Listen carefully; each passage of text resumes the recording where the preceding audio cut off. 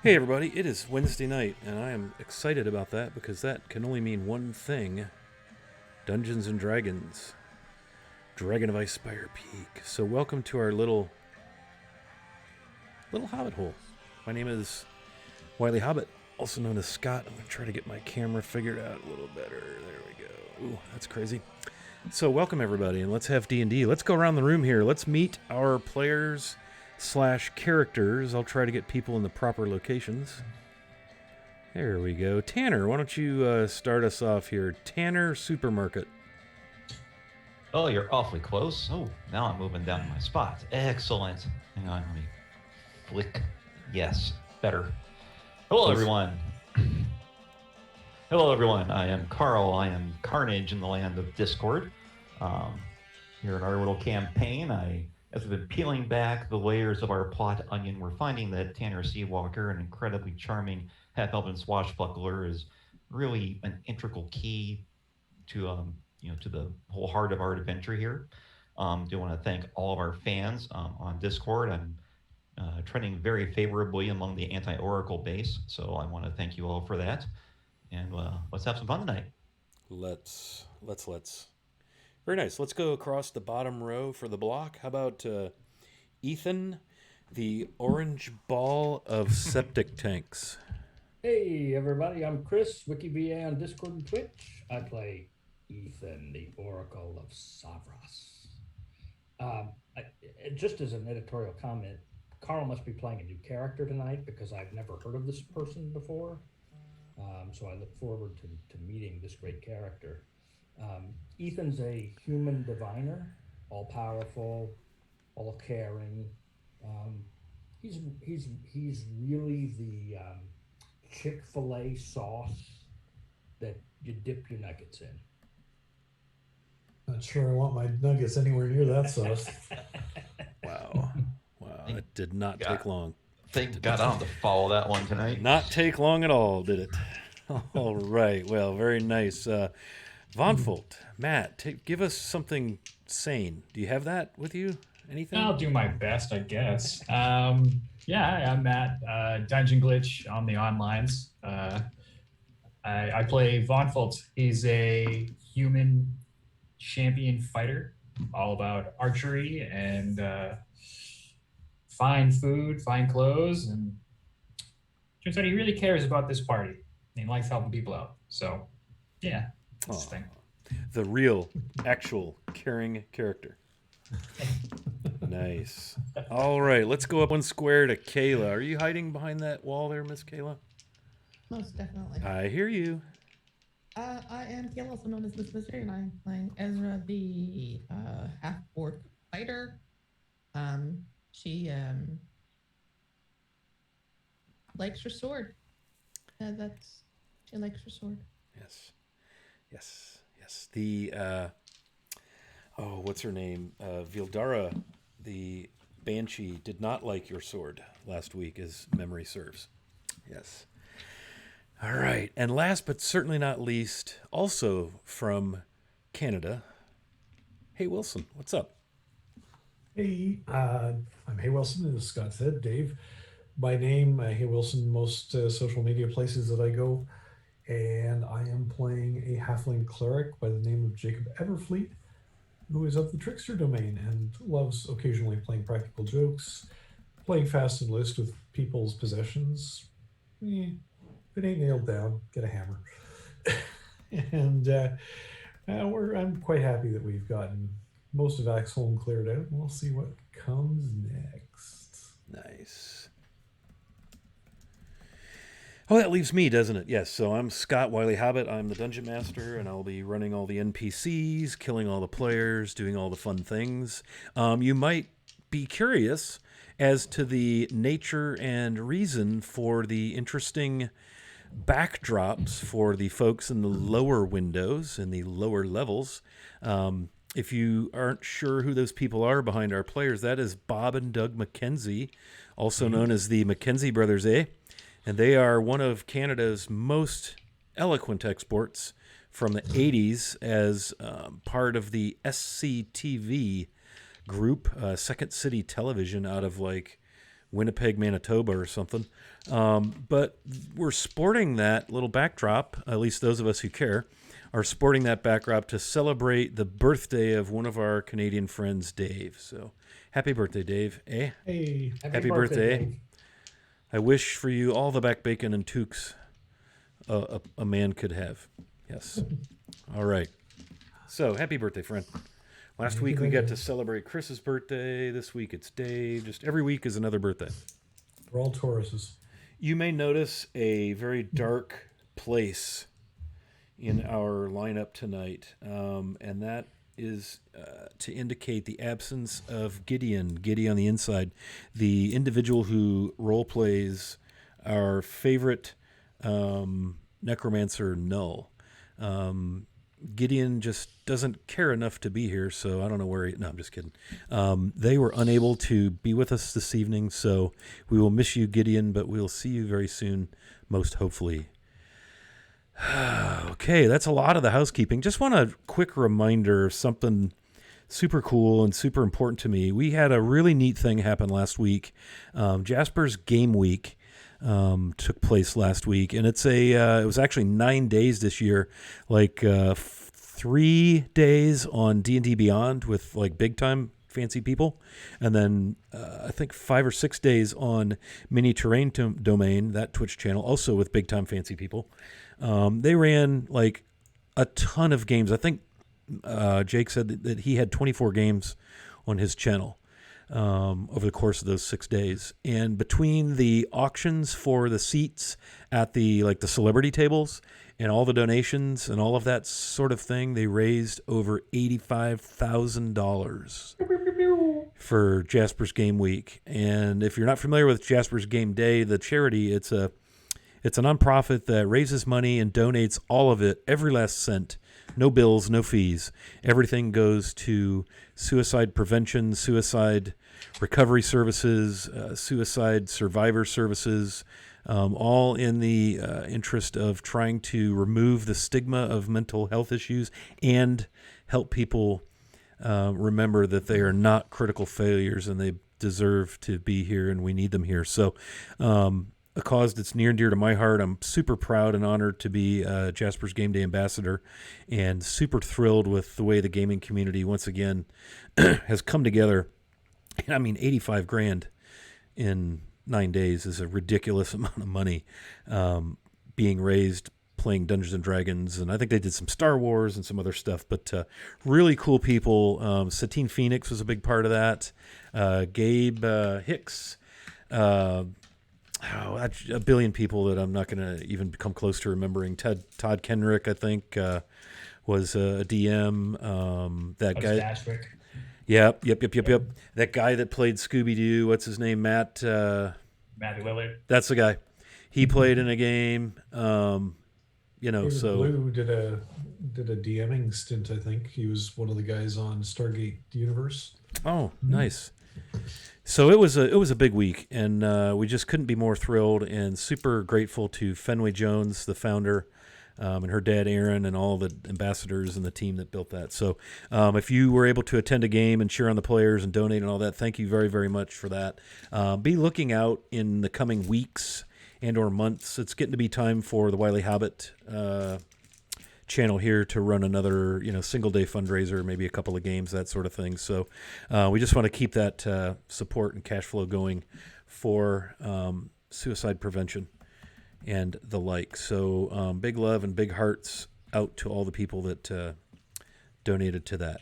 So all the housekeeping is done. It is 7:11 p.m. on Wednesday, and it is past time to get into the goods here. So last week the party, it was their second session, trying to understand what all is going on in the Axeholm Keep, an ancient fortress carved out of the side of a mountain in the Sword Peaks south of Phandelver. The party is there trying to clear this formerly sealed ancient dwarven stronghold, trying to clear it of any evildoers or evil or bad or dangerousness, because the city of Phandalin, or the town of Phandalin, is essentially kind of under siege from a white dragon named Cryovane. He visited some death and some terror upon the village several weeks ago, and the citizens would like to find somewhere to take refuge while the party figures out how they will dispatch this evil frozen lizard. And so the party is in Axeholm trying to clear the place out. And last week they had, hey, thanks for those long bottom leaves there, Wilson. Everybody give yourselves an advantage.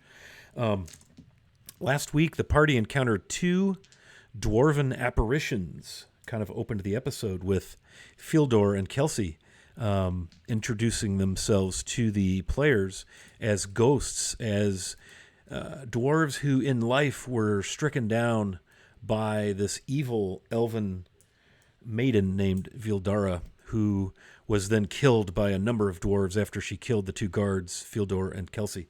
And as such, because she was an evil elven maiden, which, of course, those are pretty rare, in her undeath, her spirit became corrupted. Her evilness kind of took over, and she grew into a banshee. And turns out she is what has been healing. How about haunting the stronghold all these years?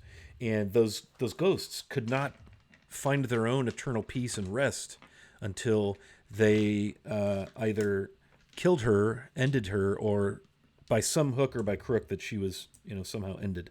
And the party managed to do just that. Ezralyn, with a couple of mighty blows from her flame-tongue longsword, managed to end the Banshee in the midst of a pretty crazy, chaotic, most of a session-long combat. I'd say there's about 30 minutes of strategizing and then about 2.5 hours of combat, which oddly enough followed none of the carefully laid strategy. But the party thus far has prevailed. They've faced down a dozen or so ghasts, undead, dwarven, flesh-gnawing, nasty, stinky things that nearly struck down a couple of the party members just from their stench alone.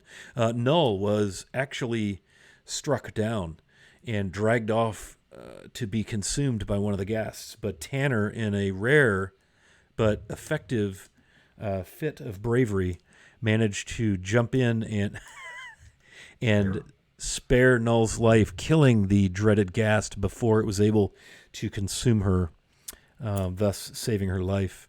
And so the party has cleared the upstairs area in which they find themselves of ghasts. It is quiet. The banshee is gone. The dwarven ghosts came to help dispatch the remaining ghasts once Vildara's banshee spirit was dispersed. And so we find ourselves in the upstairs section, the big hallway area, the big L-shaped hallway on your maps.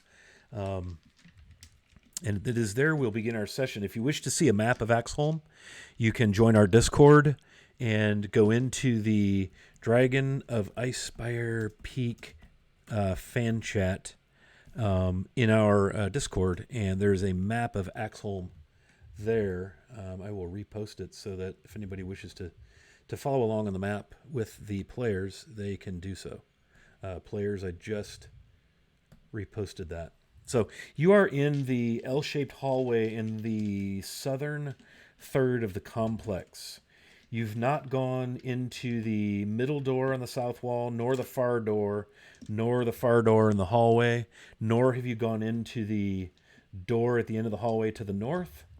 And you have not explored the stairwell that leads eastward and down where the second set of ghasts kind of erupted forth. Also, an interesting side note, poor Von Felt was paralyzed, and had we had some feistier, tougher ghasts, may well have been consumed. For that is what ghasts do. They paralyze and they consume. Paralyze and consume. So I'm shocked and aghast.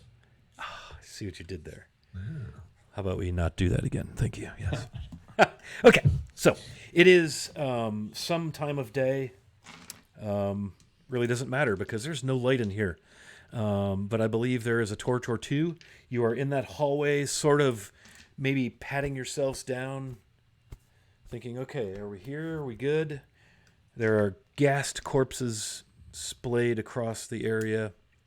What would you like to do?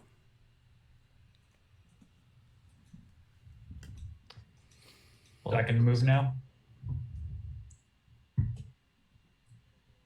Can I move yet? I think eventually you can, yes. It does Okay. wear off. Yeah. All right. Yeah, in fact, let me check something real quick. I think you actually get to continue Rolling saving throws? rolling saving throws, yeah. 'Cause didn't Oh, you, like, nice. miss a couple saving throws? I missed the first one, and that was it. Yeah. Stench. Yeah, things got pretty crazy. Yeah. Okay, so Yeah. if you wish to make a con save to see if you are now unparalyzed.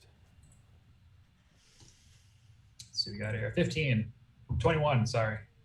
You are finding yourself that icy, joint crushing cold grip of death while you're clearly not dead, but it's the icy cold of death that had you in its grips begins to thaw and your joints begin to slowly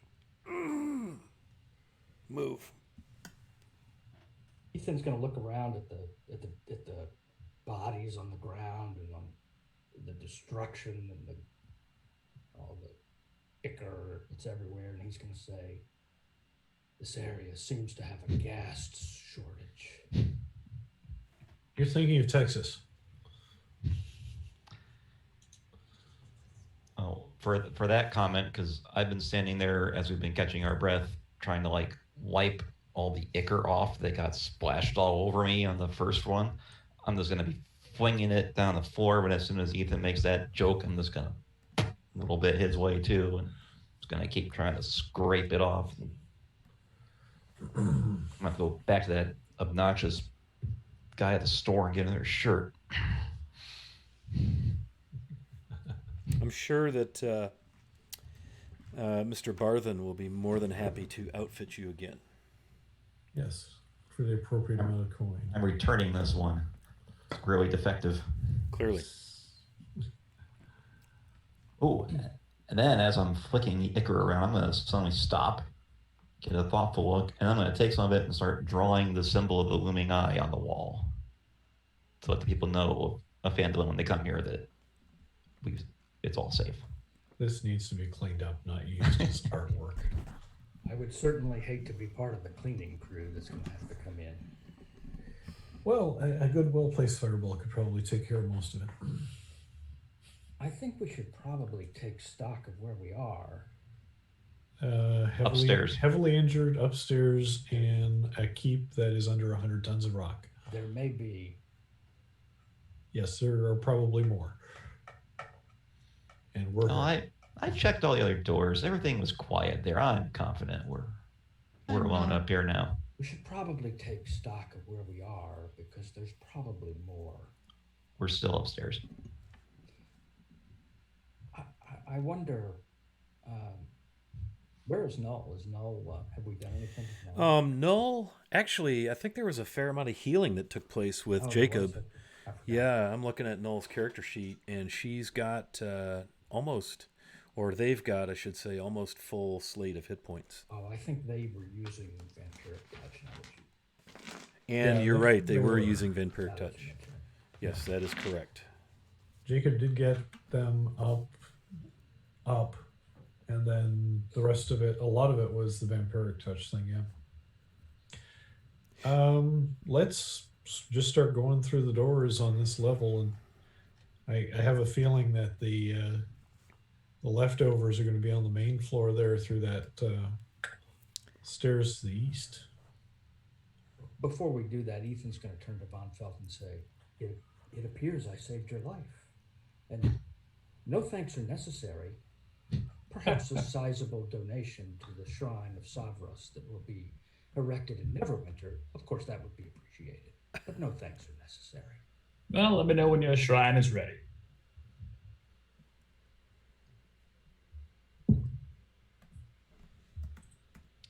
Just kind of Jacob's- looking Oh, should we? around. Jacob's going to start moving along the doors of that corridor that we're at the L. Just checking to make sure nothing's in any of those rooms Okay. on the south. Yeah, so if you go the first door you've been through with the combat, that's the bathing room where the big empty tub is with the spigot. There are a couple of dead ghasts, kind of backwards, sprawled over the edge of the tub. Like the upper half is kind of hanging over the tub, and the bottom half is hanging out of the tub.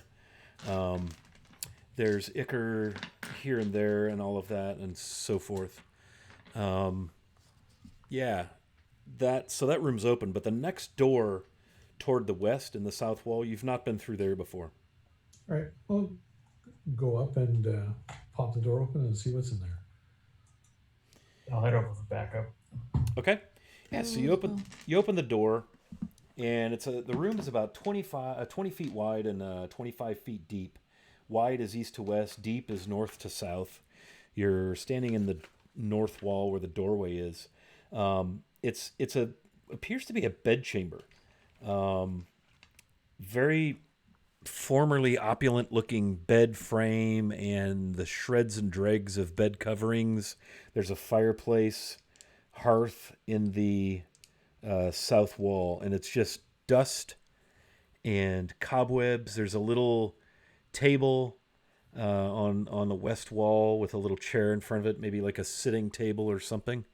And that's what you see in that space. It's very dusty, as is most of the place. Anything worth searching or nothing obvious? Feel free to have a search. I will search. Okay. You can roll investigation if you like. I feel like that's kind of the right thing for searching. Closest if you like. 18. Yeah, so you look around, and again, you start to move the bed material a little bit, and it just like crumbles to dust in your hands. It's just dry rotted to death. There's that little table. There's a cracked, like a sort of an ivory or bone carved hand mirror, which is nothing more than highly polished metal, and an old brush with the wooden handles sort of split and dried. There's just not here. If you had to guess, this feels like a ladies' bedroom, more than it's not very masculine, like dwarvish. And that's Okay. Moving on to the next room. While Jacob does that, Ethan's going to stand in the L-shaped hallway, but to the north part of it, okay. sort of where the north and the Where north, the little door is there. well, not all the way to the door, but to where the north passageway and I guess it goes in the west, where the north and the west passageway sort of meet up. Sure. And he's going to look towards the stairs and make sure nothing's coming. Okay, very good. I got you. That's fair. So Jacob, you're going to go to the third door. Yep. And again, it's all quite dark here. So those of you with dark vision are fine, but I think somebody had a torch going, if I'm not mistaken. Hopefully, I'm not. I was off and on with the torch. That was at you? Okay. Yeah. Once Ezra lit up her sword, though, I didn't need it anymore. Or Ethan the will torch is have a still torch. lit. Ethan will have a torch where he's at so that he can see. Yeah. Okay.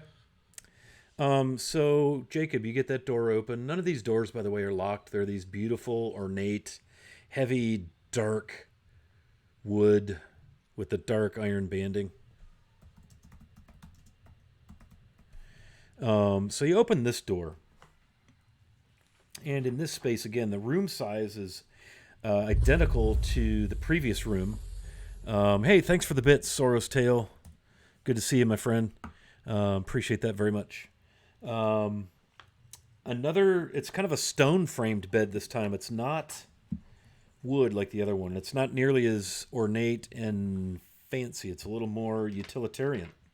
Moldy mattress, covered in dust and cobwebs. There's a soot-stained fireplace set in the far wall. Okay, I'll do a bit of searching around there. Okay.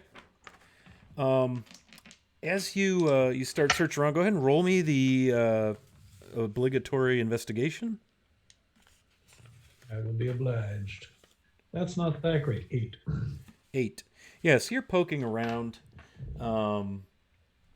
Is Von Felt also helping? Are the two of you kind of both in there? Yeah, I'm helping. Okay, so you can roll a second d20 with that, Jacob, if you wish, and with advantage because of helping. Advantage. Okay. I kind of picturing Von Felt following you around a little bit with a torch and reaching into places, and A 1 and a 3. So the That best is- I got is an 8. that is outstanding. Yeah. Yeah. Well, if I'm rolling with advantage, I just got a 20, natural 20 for a 21. Okay. I don't like dust. So lots and lots of dust, cobwebs. Jacob, you notice a seam or something in the back of the fireplace as you're poking around. And as you get up under there and look in there, Jacob, you're kind of startled as 3 large mosquito bird bats come fluttering down out of the chimney, each trying to stab you with its proboscis. There was one of these downstairs. The first one, does a 15 break your AC? It does not. The next one, does a 16? Nope. How about a 18? Just. Sweet. I mean, I'm sorry. Yeah. So you feel this thing's just right in your neck. Like it knows right where it wants to go. You take 4 points of piercing damage, and now it is attached to you. Von Felt, you're kind of maybe startled a little bit as this happens, and 6 of them flutter out. The party, you probably hear all this carrying on with, I'm picturing Jacob maybe squeaks a little bit, and there are 6 of these things zooming around as this all happens. So let's roll initiative. Because nothing can go wrong with that. Oh, jeez. And I'm just going to have, I think what we'll have is the first 3 will act as a group, and the other 3, there is a total of 6. I have a 13. I switched my dice to the rhyme with the Frost Maiden dice. They are awful. Might have to put those away, huh? Yeah, those are automatically going in jail. We're doing that. Okay, so 25 to 20. I have a 20. 20 to 15. I didn't roll initiative because I'm not in the room. Okay. Do you want me to? You certainly can. You're not all that far away. You would probably spend your first action moving to the room, but you can get into the initiative order. You hear the flapping and you hear Jacob kind of, whoa, Von Felt's like, oh, goodness, that kind of stuff. So I got a 21. Of course you did. That's the only nat 20 I'll roll today. But Perfect. 15 to 10. I'm off with 13. 10 to 5. 8 for Jacob. Darn it. Ezralyn, how'd you do there? 2. Woo! Okay, so the room fills with these little sturges, these little just bloodthirsty little vampiric, skeeter bat bird things. They're probably about the size of finches, with these long proboscis, kind of a furry little head. They're strange-looking little critters. So the first, what's that? Is Null rolling with us too? Oh, I forgot about Null. Thank you. Yeah. So many things happening. Do. thanks for the bit, Sorrow's Tale. I think he just gave all the players an advantage. Ooh, Sorrow's Tale did get all the players an advantage. Thank you very much for that. And Vamp Wickman just scored a little advantage for the DM. So, how tasty is that? And Jacob, you got another one from me earlier.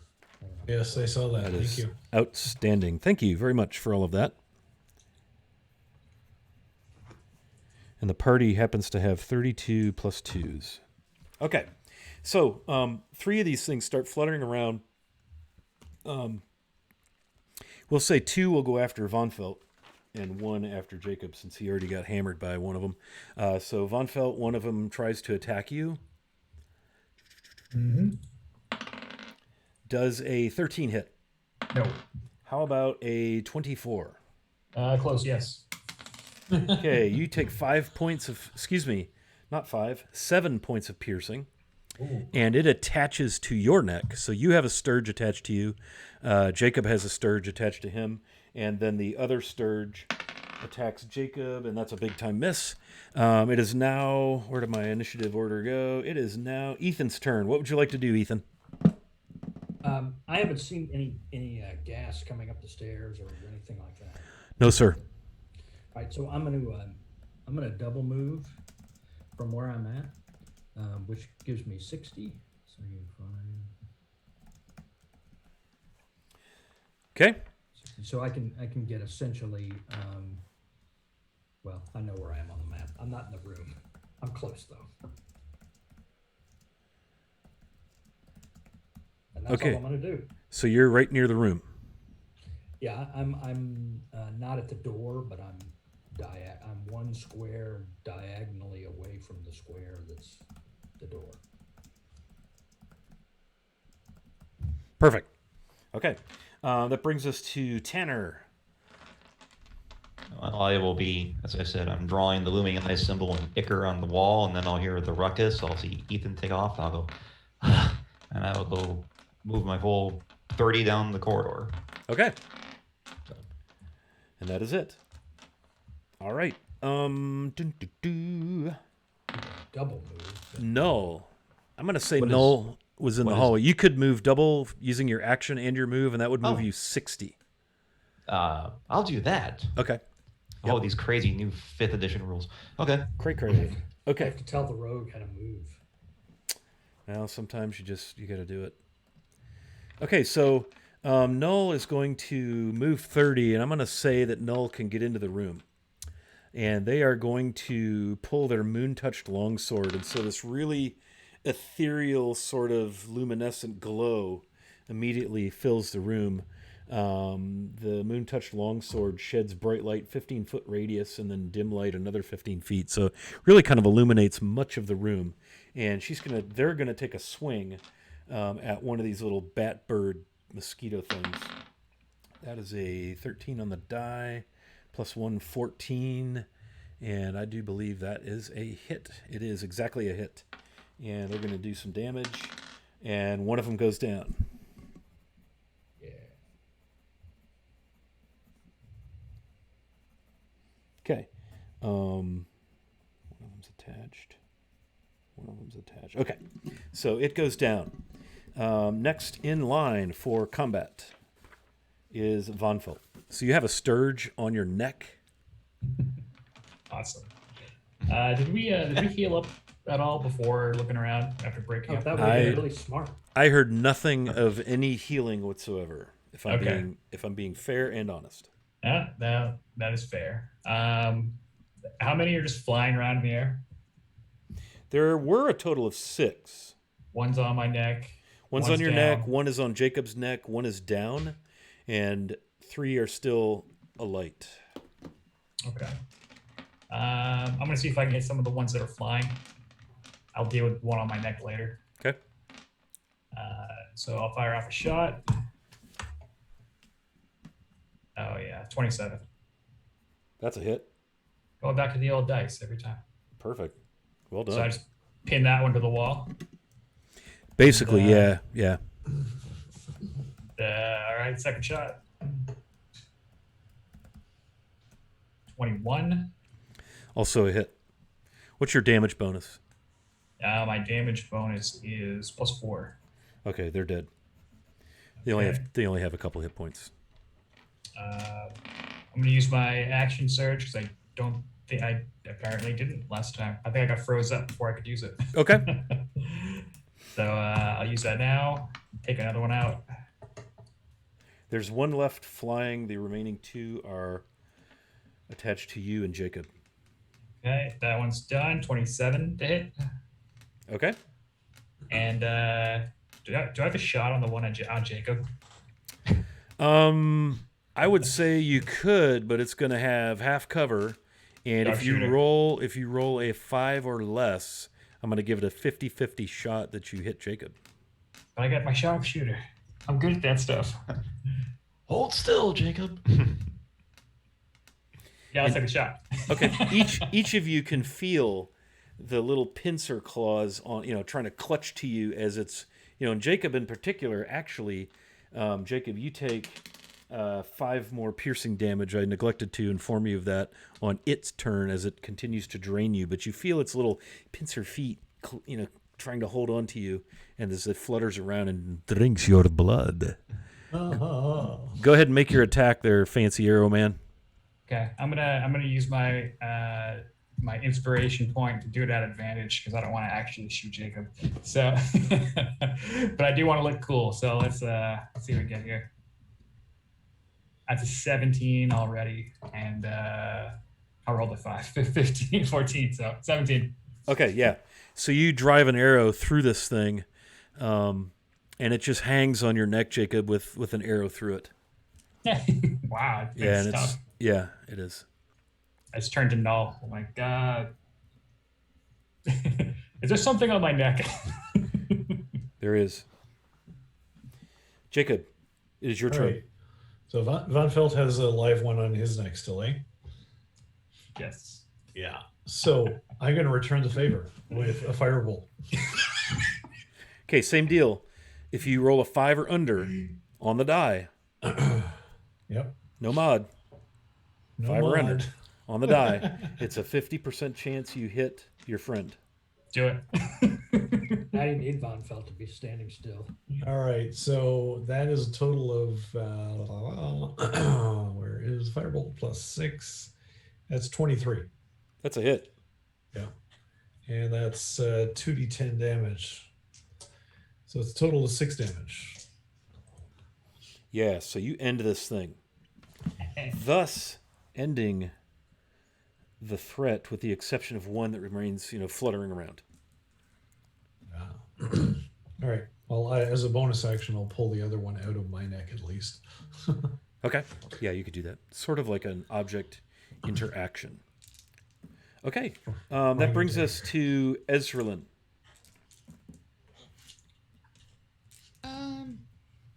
How many still alive? 1. Was there 6 or 7 total? There were 6. 6. Oh, okay. Then we got them all, didn't we? Null killed 1. 1's on me. 1 was on Jacob. I shot 3. You shot 2 plus the one that was on Jacob, and then Jacob just shot yours. Null killed 1.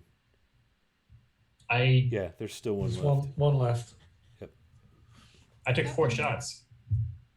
I didn't hear the other shot. Sorry. Oh, sorry. That's what I missed. I only heard you shoot. Yeah, I hit the last one with a 27. Sorry. Yeah, that's a dead Sturge. So the room falls silent. Sorry. And you pull the last one out. Feel free to retrieve your missiles at a rate of 50%. Hate those Pink things. arrows. Pink arrows and blue bow. Yeah, and as I mentioned, Jacob, you did notice what looks to be maybe a little panel in the back of that fireplace. Okay.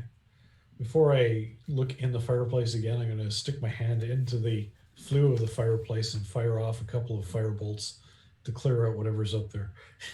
Okay. Yeah. You hear the familiar hum and thrum of the energy, and there's some sparks and some smoldering, burning bits of straw, and occasionally a twig that's on fire kind of drops down. So you've probably destroyed a rather large sturge nest. Good. Let's dust my hands off futilely and then open that panel in the back of the fireplace. Yes, I should have looked for traps. No, I'm not going to.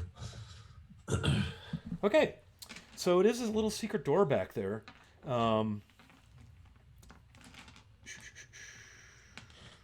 It swings open on these little tiny, as you see it, kind of the seam separates. You can see there's these little little bitty hinges and so forth, and it swings open silently, cleverly hidden. More really amazing dwarven stonework.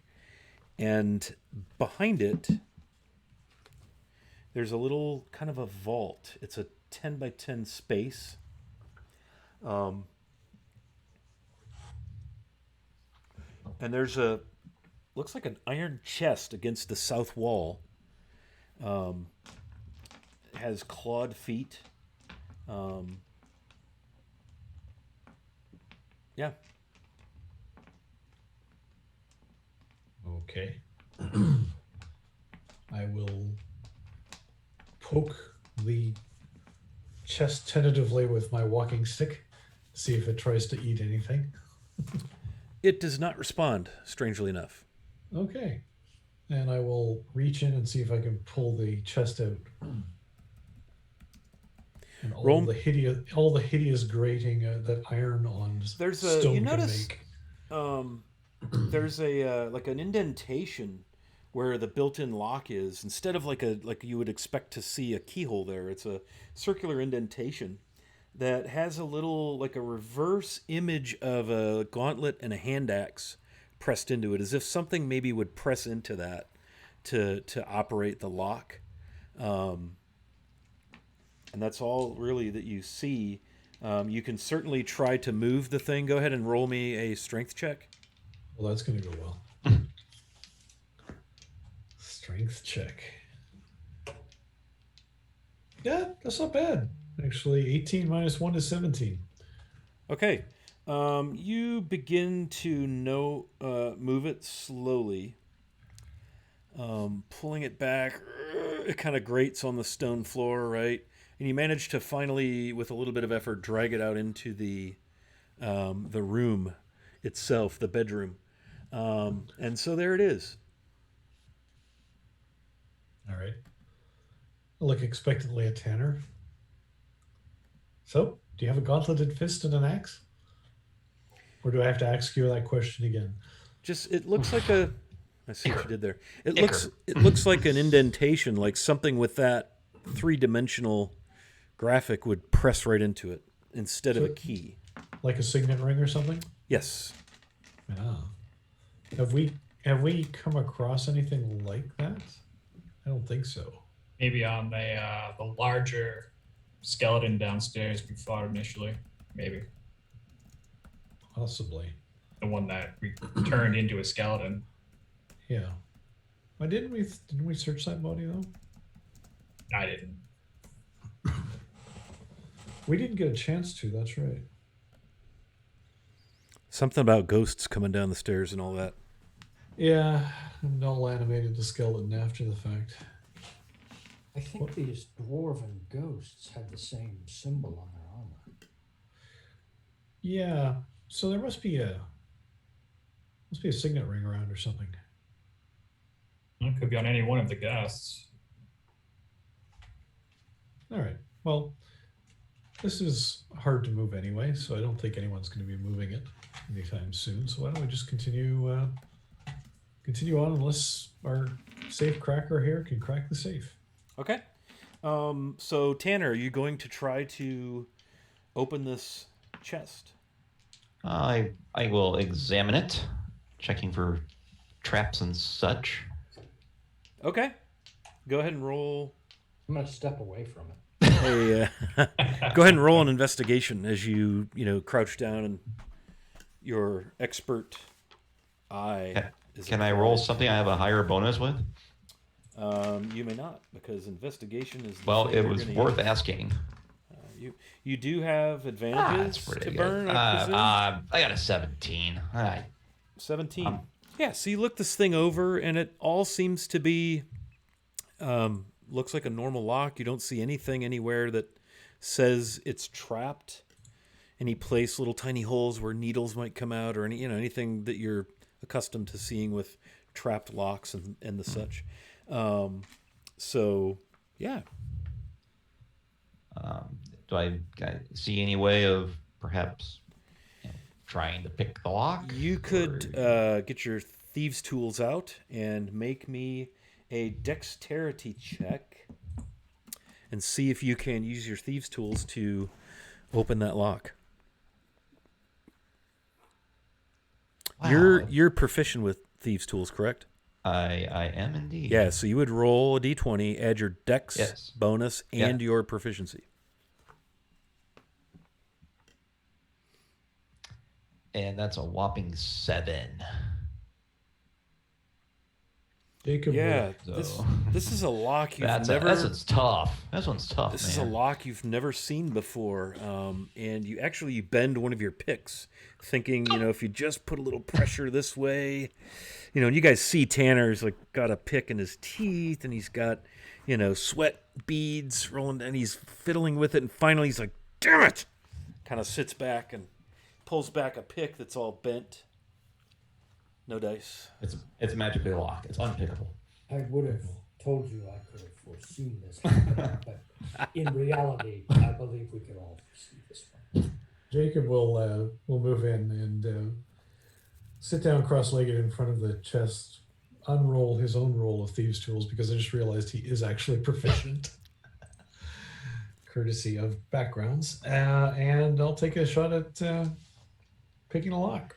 Oh, you can try, but that you can't pick that lock. That lock is unpickable. Right. It's So despicable. that's 18 on the die plus 7 is 25. Oh wow. So I'm picturing Jacob kind of crouching down a little bit, barely bent, being a halfling versus a human.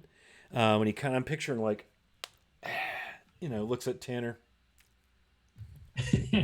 Like 1 pick, 2 pick, click, snap, and the lock falls open. I believe the only thing to say here is, I loosened it for you. Yes, you did. Thank you. Very helpful. You probably cast better healing spells than the cleric does. You watch yourself. I've got flame tongue. Again, we all know that's false. I don't want him to totally lose his confidence. No, he's fine. We'll find that angry salmon somewhere along the way. See you guys. Oh, trout, right. So, Jacob, you have unlocked the Unlockable box. iron chest. Yep. You now have an audience. I presume Ethan is in there. I know Ezra's probably kind of in there snorting, leaning on her flaming sword. Noel is just kind of standing there watching everything. Pop it open. You pop it open. Yeah, man. Okay. You see laying in the bottom of the chest a very ornate steel helm. It has spots for the eyes and the nose. I'm picturing like a very narrow slit all the way down to the bottom. It even looks like it's lined somehow, so it might be quite comfortable to put on. But it's fashioned and tooled in such a way that it's meant to look rather maybe a little demonic, a little frightening, a little horrifying, if you will.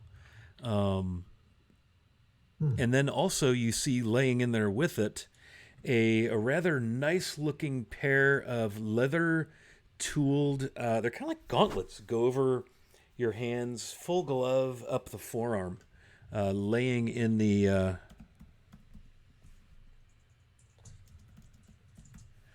bottom of that chest. Nice. They're leather. They have like metal plating on them, very ornate. Very nice. Indeed. Ezra, this helm might go well with you if you wanted to absolutely petrify people even more. Never needed much help doing that, but in my home. Well, we can always put it on Ethan. Speaking of Ethan, perhaps you can test to see if these are magical and figure out what they are. Does the helm really look demonic? It doesn't look demonic like it's demonic, but it's very. It looks like it's been tooled to be very intimidating looking. To enhance the wearer's appearance to be... Well, I can cast a spell to determine what it is. Do we really want to take the time to do that right now? Yes? I'd rather not put a cursed object on my head. Well, perhaps before you put it on your head, that we should make sure that there are no more ghasts. I'll take the time if you want. It just seems. Well, we're in a good place. We have a door that we can bar and put stuff in front of. Doesn't seem to be any other way in except from the chimney. What's the worst that could happen? All right, well, it'll take me. 10 minutes. I think it takes 11, doesn't it? It does. It'll take me 11 minutes to identify one of them.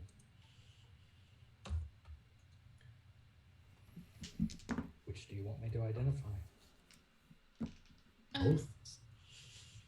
Scott, what was Ezra's HP at the end of the last game? It should be whatever your sheet was. Oh, all right. I'm gonna sit back and take a short rest then. Okay. Yeah, and if the party wishes to take a short rest, an hour short rest, that would be fine. Sure. Well, I want to do that. Can I cast these identifies and take a short rest? Yeah. Yep, absolutely. Then I'll identify these objects and take a short rest.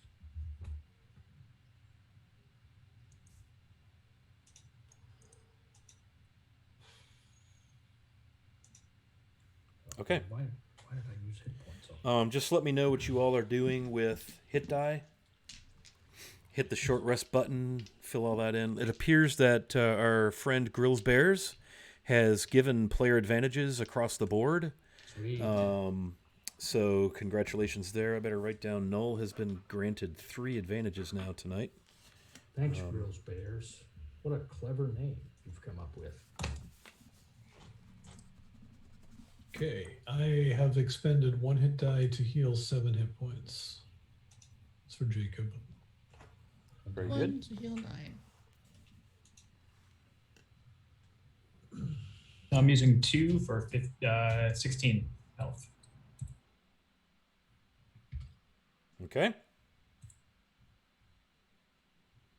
I gained back 10.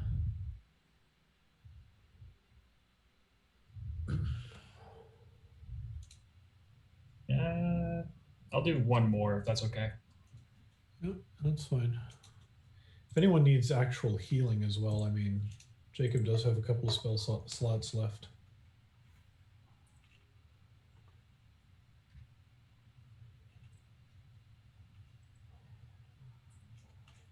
I'm saving my last level 3 in case someone truly falls beyond healing's grasp. So I'm also casting those identifies. Okay. So the first identify on which item, please? The fish amulet. I forgot what they are already. It's a helmet and a There's pair of a gauntlets. rather fearsome I'll do looking the, steel helm, and then there's a pair of gauntlets. So I'll do the helmet first, since my traveling companion seems interested in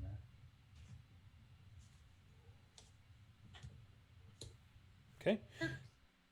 The helm is, it's called a dread helm, and it, when worn, it causes the wearer's eyes to glow red. And to add a little homebrew to it to make it a little more useful and interesting, I would say that it would grant its wearer advantage on any initiative rolls while wearing the helm. Intimidation, sorry. Wait, I mean, advantage on initiative would be quite clutch too. Yeah, no.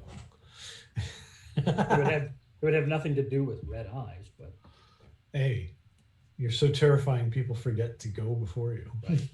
they're slow. All right. So I will explain that to Ezralyn, Nice. and then I'll hit the gloves, the gauntlets. Okay, so you spend your 11 minutes with the gauntlets, and you see that these are a wondrous, magical, enchanted item. And they are gauntlets of ogre power. Ooh. Pretty substantially cool.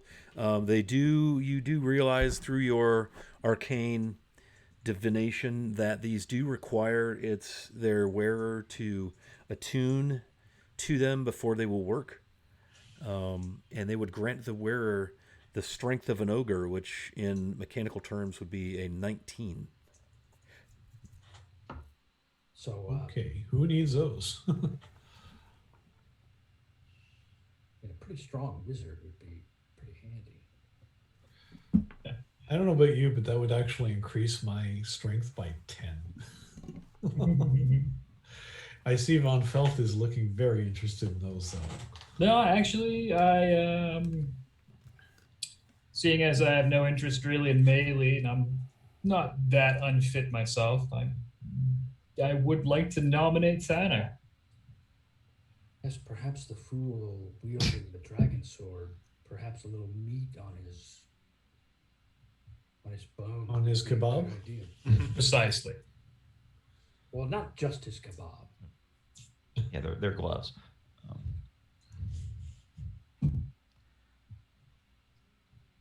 Well, as Ezrealin, as eyes on him too, but you're already pretty strong, so I I don't think need she's them. yeah, Don't she's need too them. strong. okay. I think it would be between you and Null. Mhm. For now, I think it would probably be best to go for you, but we can discuss changing everything around later. Mm-hmm. This helmet may not be best for me. I'm, as I said, scary enough as it is. Don't need to make children cry. That's the fun. Perhaps Ethan could wear the helmet backwards.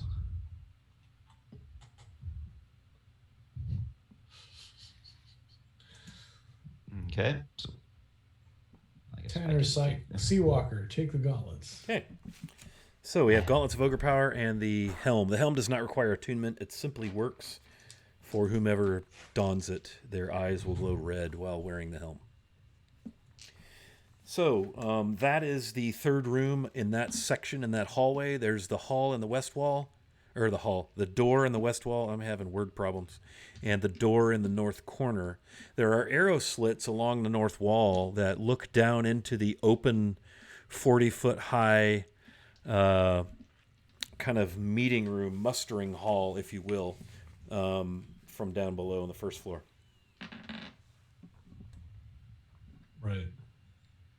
Let's pop open that door on the west wall just to make sure it's what we think it is. It's privies. I thought we had popped that one open. Did we? Anyway, it's about in the right place for the For all the filming. toilets. Anyway, yeah, pop the door open, see if they are what we think they are. Okay, so you open the door into that room, and there are a pair of privies that have these kind of shredded curtains, which maybe used to be, drawn across, and the smell is less than ideal. Right. It's very stale, very fetid, swamp-like. Yeah. Tantric, sometimes dwarves hide their treasures there. You might take off those gloves and poke around a bit. Oh, these are nice. They're soft. What? I'm not sticking my hand down there. No way. Tanner, you notice though when you don those gloves that they seem really large when you put them on. And so while you're walking around, you have to kind of clench your fingertips together to keep them from just flying off if you swing your arms. Mm. Yeah. Has Tanner ever attuned to a magical item before? Yes. Okay, so you know that you need to spend about an hour with a fair amount of focus on those to attune to them. Thinking about them, meditating, thinking strength. Oh, then I'll probably best do that next time we take a good rest. So before I lose them, I will take them off and put them in my pouch or my pack. Okay. So that's the privies. You're in that east-west hallway. You've got the arrow slits, the door to the north in the corner there, and then that stairwell that goes down into the east. Let's As well clear the door. circle the square and clear the door to the north. Did we search in the room? Yes, we did, I think. I thought we did. We can go back and do it. I'm not sure we did. We'll go back and do it. We'll go back into the room with the bathtub and search around there too, see if there's anything interesting. Oh, sure. Yeah.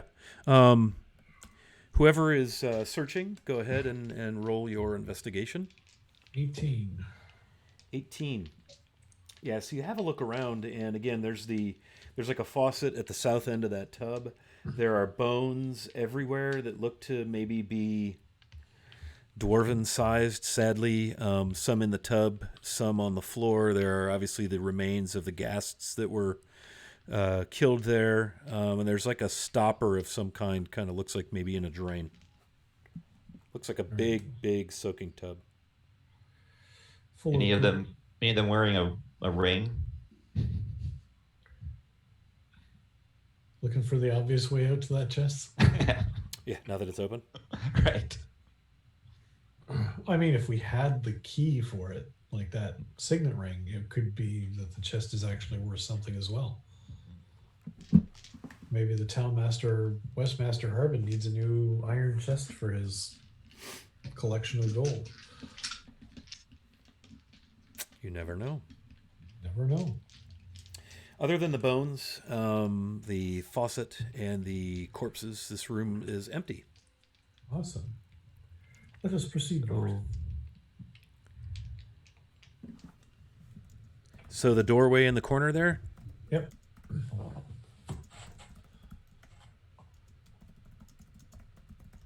Okay. Again, this door is not locked.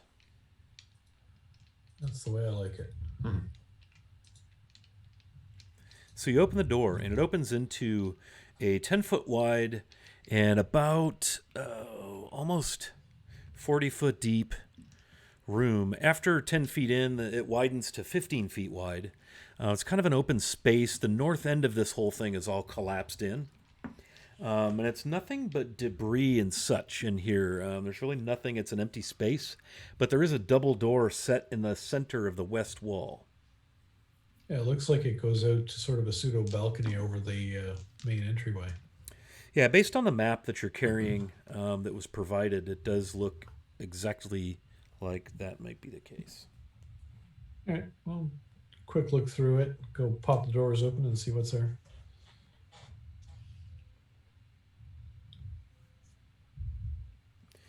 Okay, you kind of open the doors. They open inward into the large room, and indeed, it's a 10-foot wide, about 7 feet or so at the deepest part of the arc of the balcony, and it overlooks the mustering hall with the 4 columns. You can look to your left in the south wall and see the very high set arrow slits that are on the second floor, and you see that there are arrow slits set in the opposite north wall. Friendly place. All right. Shall we go down those stairs that the ghasts came up? Sounds good. Let's go. Already.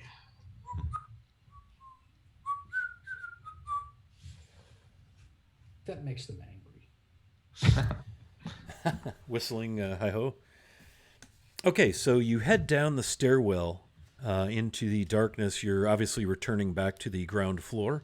The stairwell goes about 15 feet forward and, the typical one level down into a rather large opening that opens mostly to the left, to the north, as you see on your map. And indeed, the wall on the east is rather irregular, misshapen, and it's all kind of caving in, and there's debris and such, and it just smells terrible in this space. The remnants of a door that used to be in the center of the north wall are on the floor. It's been smashed open. It smells just death, decay. There are bones, broken pieces of wood, rock. It's rancid in here. And it looks like maybe it was a shrine at one point. There are some wall carvings that depict dwarves carrying like censers that would have fire or maybe a liquid in them. Maybe that is depicting a religious rite of some kind. And again, the eastern side is pretty well collapsed. And all there are bones and the remains of some dwarves in like rusty chainmail rusted hand axes on the floor, gauntleted. It's a pretty sad space. All right. We'll look around and see if we can find anything useful. Okay. Yeah, have a look around if you wish to roll investigation. What? Yeah, 16. 13. Okay. It's as described. I mean, you can see, if you go up a little closer, that the carvings are carved like in relief into the wall. And it's beautiful stonework, not surprising given the fact that you're in an ancient, dusty, centuries-old dwarven stronghold. And it does look like dwarves in robes with some kind of armor beneath the robes, beautifully braided beards tucked inside, into the belt that goes around the robe. And they're carrying these, kind of shallow pans or censers approaching an altar. So it looks like it depicts some sort of a religious rite. But other than that, other than what's been described, the bones and the carcasses or the corpses of dwarves here and there, there's nothing else really that you find in the room except the open doorway going into what looks to be a kind of a caverny space, about a 10 or 15 foot roundish space to the north. All right. Well, we'll start moving through there, I guess. It's like the carvings on these walls have been censured. I see what you did there. That's oracle humor. Moriker.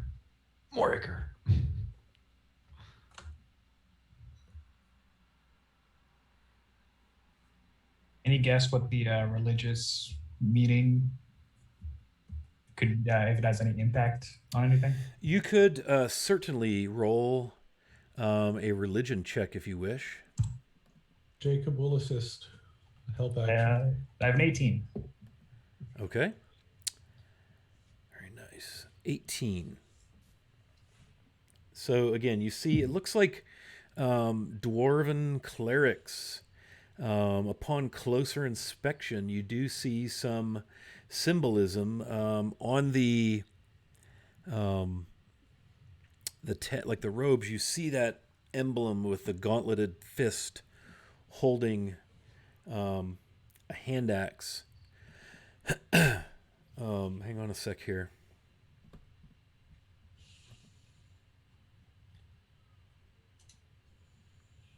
Oh, not finding what I want. But this is, again, it is a, most definitely a religious detail. I'm trying to find my religion stuff here. Bear with me.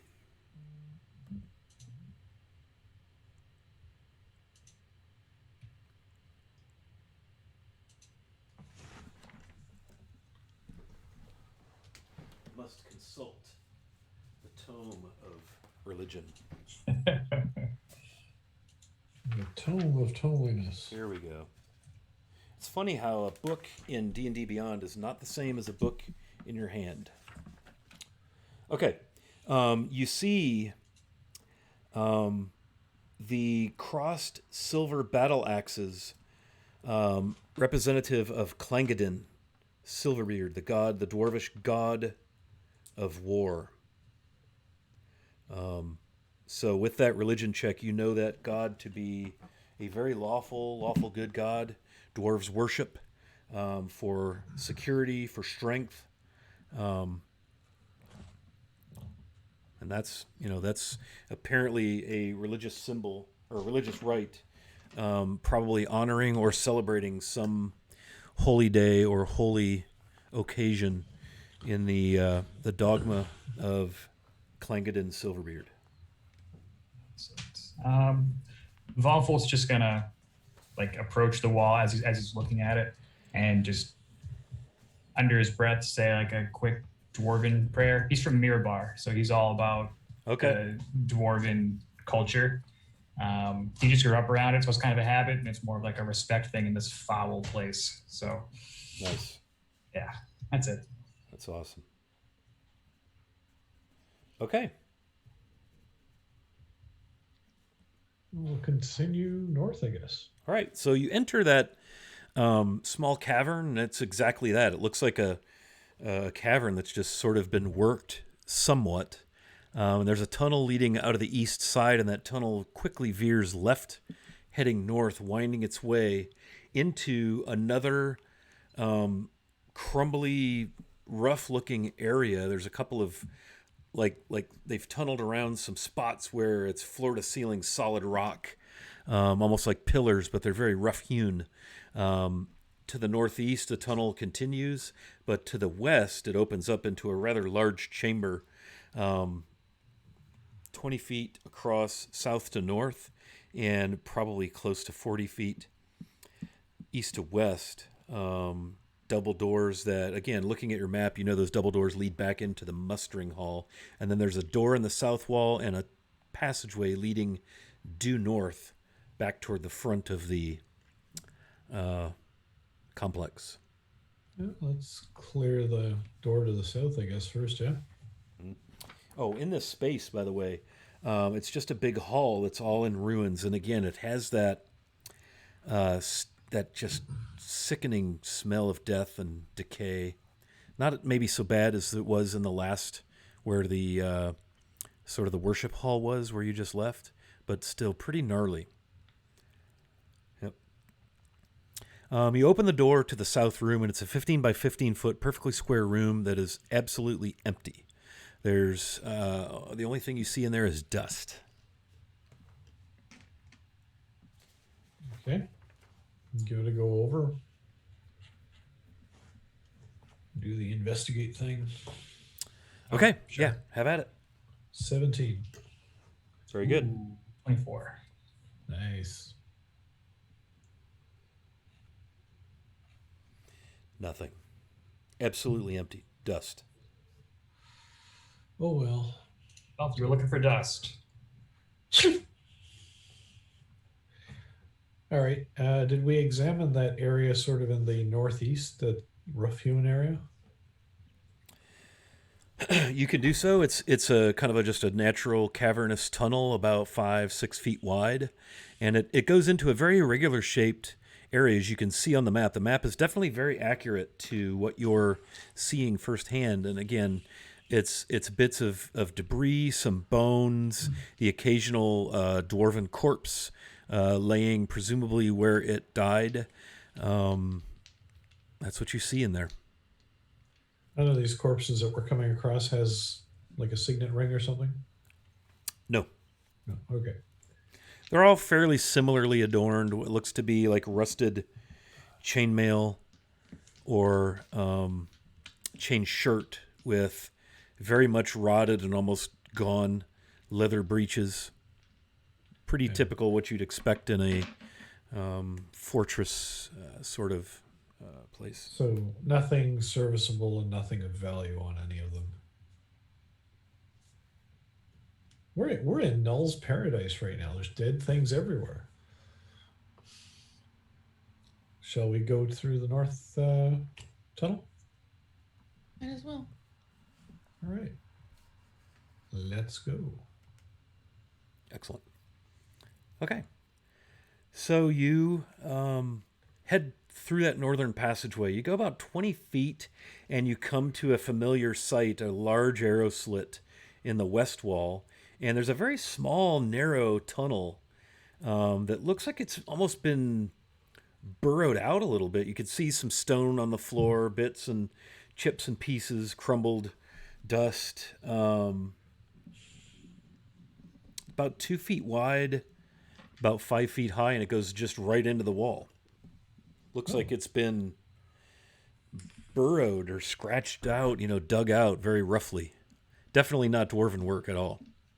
Right. Jacob will look up in there and say, I'll be back in a minute, and heedlessly zip up there to see what's going on.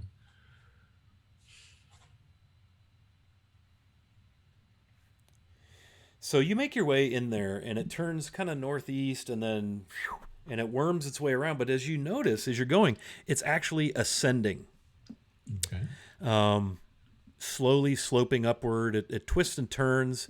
You feel like you've almost kind of looped around, and you find yourself in an area where the southern wall is all caved in and collapsed, and there's just a 10-foot wide east to west, 15-foot north to south chamber. If you look on your map, it's on the second floor in the northeast corner, where that little wormy tunnel looks like it comes out. You've ascended to the second floor through this tunnel. Oh.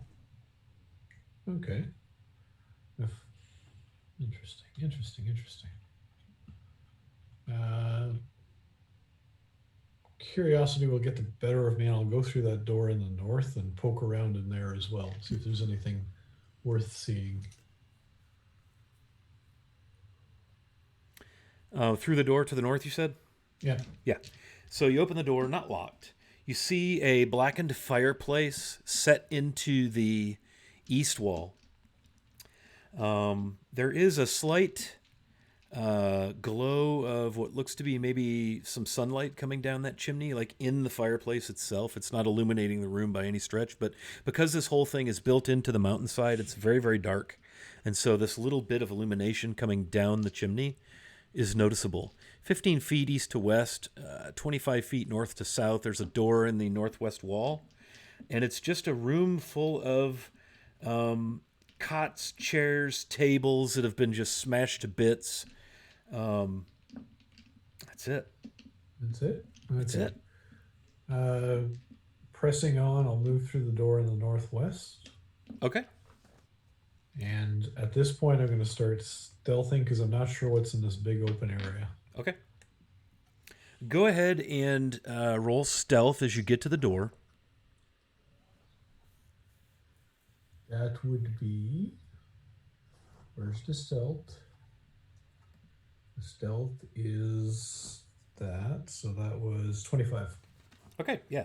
So you're quite quiet, moving in the dim, barely, mostly no light of this space. You enter into a rather large room to the right. It opens about 15 feet wide into a chamber. Looks like there might be an arrow slit or two, with a couple fingers of light pouring straight, like a beam of light onto the floor from the daylight that remains outside. Looks like there's a finger coming from the east wall, one from the north, one from the west. Looks like they're coming through the arrow slits. Right. To the south, it looks like it opens into a rather large space. Where are you going to go? What you going to do? I'm going to just quietly and quickly wrap around to the stairs and make my way down those stairs without spending too much time looking for anything of value in this large area. Okay. As you do so, you kind of come southward. You pass a pillar. You see across the room in your dark vision, you see a couple of narrow, looks like dark spots in the floor between the northernmost pillars. And there's some sort of a wooden rack that seems to have some heft that might be holding something in it. It's all very shadowy. But what really kind of sends a chill down your spine are the movements you catch out of the corner of your eye as you look kind of westward across the expansive space. And you see rather large forms moving about very, very quietly. Shadowy, hard to tell how many there are or even what they are, but they seem quite large. You see kind of spindly glimpses of a leg or two, dark hulking, and then you're just not sure what you're seeing as they mill about as you make your way to the top of the stairs. You can see very, very vague shadows of the three arrow slits in the south wall, but there is definitely something or some things in this space with you that have not been alerted to your presence, thanks mostly in large part to an excellent stealth roll. 18 plus 7, gotta love it. Jacob will very, very quickly and quietly make his way down those stairs, hot-footing it all the way, being very careful not to make any noise. Okay. You're going to come out into this room. You've been in this room before. This is the room you entered through the arrow slit with all the ballistae. Yeah. You come down that stairwell that you can see on the map. The door in the northeast side is the door that leads to the tunnel where you left the party. And that is the door that I'm going to be opening and running straight down the hallway toward the rest of the party. Okay. You, as you stand there at party, behind you now, the little halfling guy went through the little tunnel in the wall, coming up behind you, and in fact, not really behind you, but all of a sudden in your midst is Jacob. There's something really big and creepy up there. Where the hell did you come from? Over there. No, Ethan's right here. No, creepier than Ethan. You tell Oh, us God. more. Tell us more. What is it? How many? It was dark. I was drunk. No. I don't know. They're big. Well, this is the kind of scouting I've come to. Hey, I'm the healer here when I feel like it. Can we clear that place out? Like it looks like it's an important part of the keep, and there's a lot of space up there. Could put a lot of the people from Vandal in there. Maybe we could just put a sign. No. Do not enter. Enter at own risk. No, So would you like to... We got to clear the whole place out. Well, do we want to go up or do we want to try to draw them, whatever it is, down? Looking at that map, there's that space at the bottom of the stairs. We could set up a pretty good little kill zone for whatever might be up there. With Be nice if these ballistae worked. Yeah, I wouldn't count on those. They look like they're pretty unwieldy. You're much more deadly with your bow anyway. Last time we came up with an elaborate plan, it was pretty much useless. Genius. Yes. Well, we can always just so go funny. up and This is a great plan. I love this plan. let's go up and see what's there and kill it. I came down quickly because I need backup. Seems as good a plan as any. Yeah, are we going to go up to whatever or are we going to have whatever come down to us? Yeah, if we can lure it out, that'd be better. Let's see. What can we do for the ring? Otherwise, we all need to sneak out. How far away are they? They were on the west side of this large room above us. So if someone screamed right now, do you think they come running? Maybe. I can see if I can do a couple of things. Ezra's gonna reach around behind Tanner's arm and pinch. Try to elicit a high-pitched scream. Okay. Like the Are inner you side of going? his arm. I'm sorry. Like on the inner side of his arm. Okay. I was thinking somewhere close to the male mammary, but sure. I'm not liking this plan all of a sudden. Okay.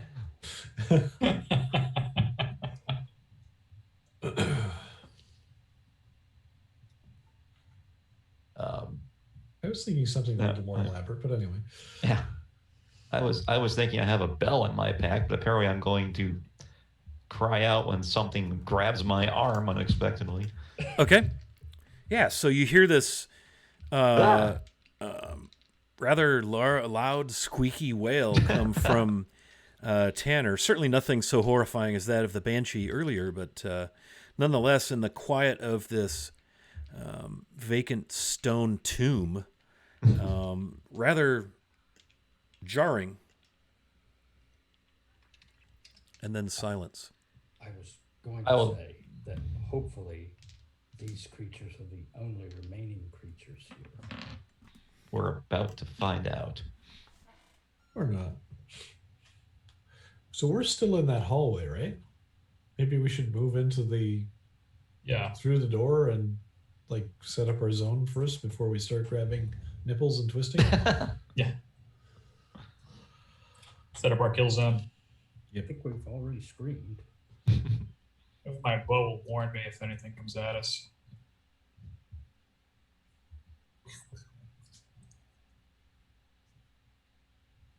So we didn't hear anything after the scream. You heard nothing. Perhaps a more intimidating scream. We're on the helmet. I can do that. No, the helmet doesn't help with screaming. I've imagined Tantric screaming many times in agony, and I'm going to be honest, that's exactly the sound So I hear. we're going to move through that door and be in the area with the one murder hole to the west that's at the base of the stairs. So the stairs. Okay, basically- so that very front northern space there. Yeah. Okay. And Jacob's going to move up to very carefully see if anything's coming down the stairs first. And if nothing's coming, what they'll do is they'll stop at the bottom of the stairs and use thaumaturgy to make my voice boom 3 times as loud as normal for a minute, and basically sing "Ollie, Ollie, oxen free." Got a tasty halfling sea.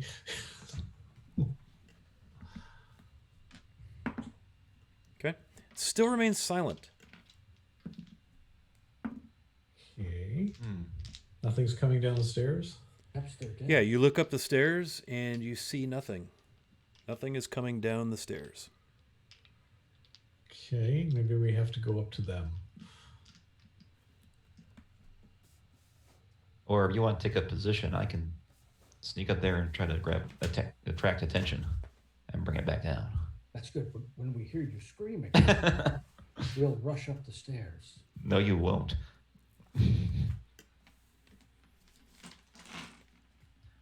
All right.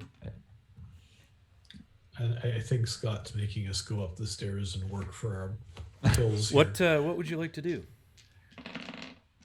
I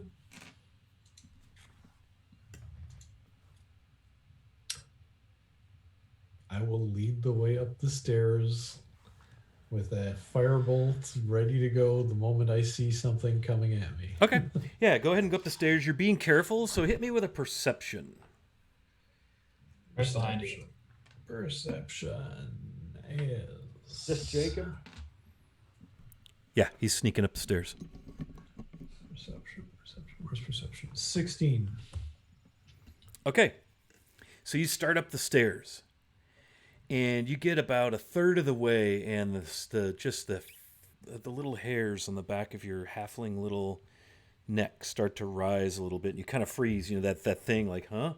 And you look up at the top of the stairs, and you see on the ceiling those weird kind of furry, jointed, spindly legs pointed in a downward V. And then you see above it this big, bulbous, dark form in the dark grays of your dark vision.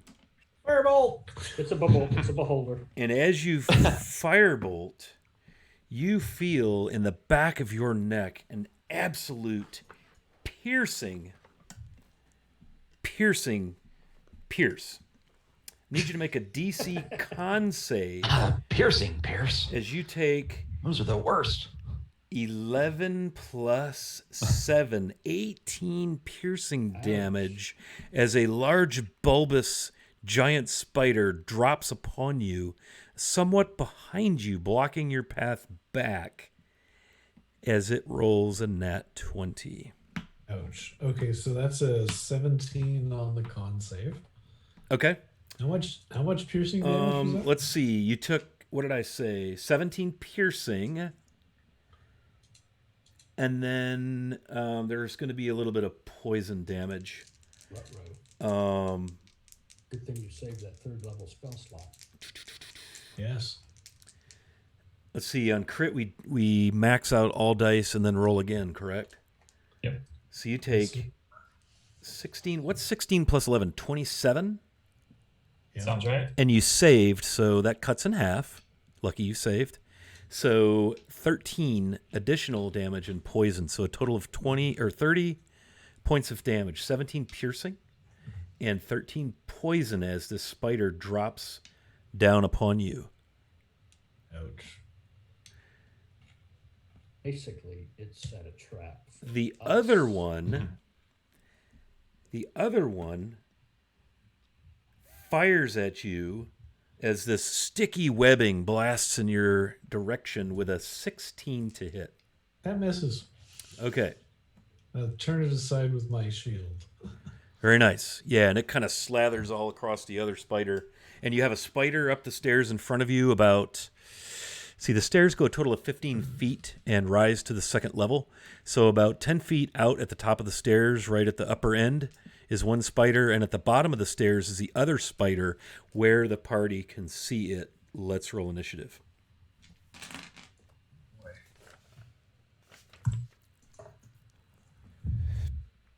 Roll initiative. Yes. And I'm going to do this. Yeah, okay. Let me do this here. Okay.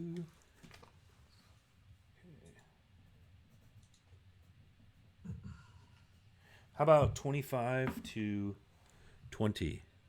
How about On 26? Ooh, Tanner, 26. well done. Okay, anybody else 25 to 20? Von Volt 24. Nice. I rolled a nat 22. 20 to 15. 15 to 10. 14 for Jacob. Ethan got a 12. Okay, Null, you're going to go right after Ethan. You're going to go right after Null. 10 to 5. Oh, Kayla. 5 to 1. I think Kayla's fallen asleep. She's on mute. I think Kayla's fallen asleep. No, here. Oh, there you I are. didn't realize I was talking away. You're good. You're good. 9. 9. So close You enough. probably had a really awesome plan while you were muted. Yes. And And this was not it. Oof. Hang on a second here. And then the rest of them.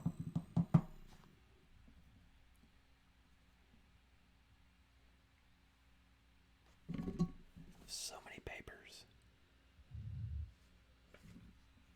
Okay.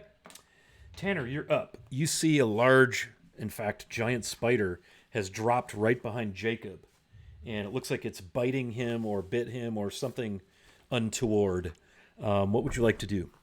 You guys are in that room up there, that irregular shaped, squarish, rectangularish room with the ballista. He's in the stairwell. He's disappeared from view, blocked by a large spider. I don't want to get in the way of any sharpshooters or anything, so I think I'm going to use the bracer of flying daggers and stick a couple of daggers into that bad boy. At least that's my plan. Do your thing. A 24 Wow. Nice. That is definitely a hit. for 7 points of damage. And a nat 20. Nice. So that's that's 8 plus. Oh no. 8 plus 5, 13. Okay. That is a total of 20 damage, right? 13 and 7. I want something counts as a sneak attack because it's. Oh, yeah, for sure. You've got Jacob right there. For sure. Yeah, drop some. Let's just throw some more. Let's throw 7 more onto that. Drop some sneak attack. So 27 total? Yeah, baby. Okay, so Jacob, you feel the legs of the spider that bit you like shoot out and go stiff and jerk, and it just drops in a big flabby behind you, cold on the stone. In fact, you might even feel the thick, viscous goo of spider ichor running down inside the back of your shirt as it's partially laying on you dead. Anything else, Tanner? Oh, I think I've done enough. Oh, Vamp just hit me with 3 advantages. Vamp Wickman. Thank you, sir. Appreciate that very much. I'm assuming you're a sir. Sorry if I'm wrong. We are up to... sorry. Did you want to do some movement? I think I'm pretty good where I'm at, and I'll let Von Feld kill the next one. Von Felt, you're up. Von Volt's going to kill the next one. All right, yeah. Here's your challenge. There's a giant spider sort of blocking. You could move through it, over it, as if difficult terrain. So it's going to use up 10 feet of your movement instead of the 5 first feet of that stairwell. It'll take you 10 feet to get to Jacob. And then 10 feet beyond him, you'll see another spider at the top of the stairway. All right, that movement sounds fine, right? Yeah, it's easy to do. Okay, so you can be in there with Jacob after 10 feet of movement. I'm assuming you've probably got to move some feet to get to the stairwell. I was trying to be close to Jacob Okay. to begin with, so. All right, so let's say you here. got to go basically 5 feet. Sure. And then 10 feet over the spider. So you've moved 15 feet, and you're right there by Jacob, who's about 6 feet up the stairs. Okay. At the top So of if the I get stairs. a shot, good Yeah, enough for me. you can fire pew pew into the giant spider atop the stairs. There's webbing all over the place. All right, let's do it. Let's What do we got it. here. Yes, a nat 1. So that's a miss. That would be a miss, yes. Second shot, I will use one of my advantages. The ones that are just sitting out there. It's 18 or 15, so 24. To hit. Perfect. You got it. It's 7 damage. 7 damage noted. Okay. Anything else? I feel like I should kill this thing and use my action surge from the short rest. Oh, you get that back. Okay. Yep. All right. Yeah, screw it. I'll take 2 more shots. Fire Like away. that. Next shot. 19. That's a hit. Damage of 6 damage. Okay. It's looking Final rough. shot. You got a couple arrows embedded in it. All right. One more last shot. 15 to hit. Okay, that hits. Final damage 9. Nice. So another arrow goes into it, and it's definitely looking rough. It's kind of squeaking and squealing, or whatever sound spiders make when they're stabbed with 3 arrows. Anything else, Von Felt?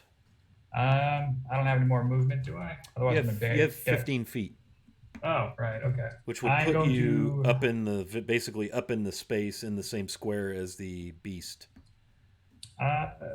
Is it adjacent to Jacob? No. It's at the top of the stairs. Oh, okay. So I'm yeah, gonna if you look on that map there, it's at the top of the stairs leading into the large expanse on the second floor. Okay, I'm gonna move in front of Jacob.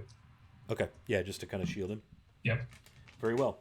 Okay, so 5 foot wide stairwell. I got 2 PCs in there, a big dead spider causing difficult terrain. My next person to go is Jacob. Oh, awesome. You have a dead spider behind you. Some spider ichor has run down your back, which I'm sure is lovely. And Von Felt has sprung into the stairwell and put 3 arrows into the spider, and it's looking rough. I will shoot it with a flame bolt. Roger that. Let's make sure I got the right thing here. Firebolt. That's a natural 20 for a total of 26 to hit. Yep. And so that's max dice plus a roll.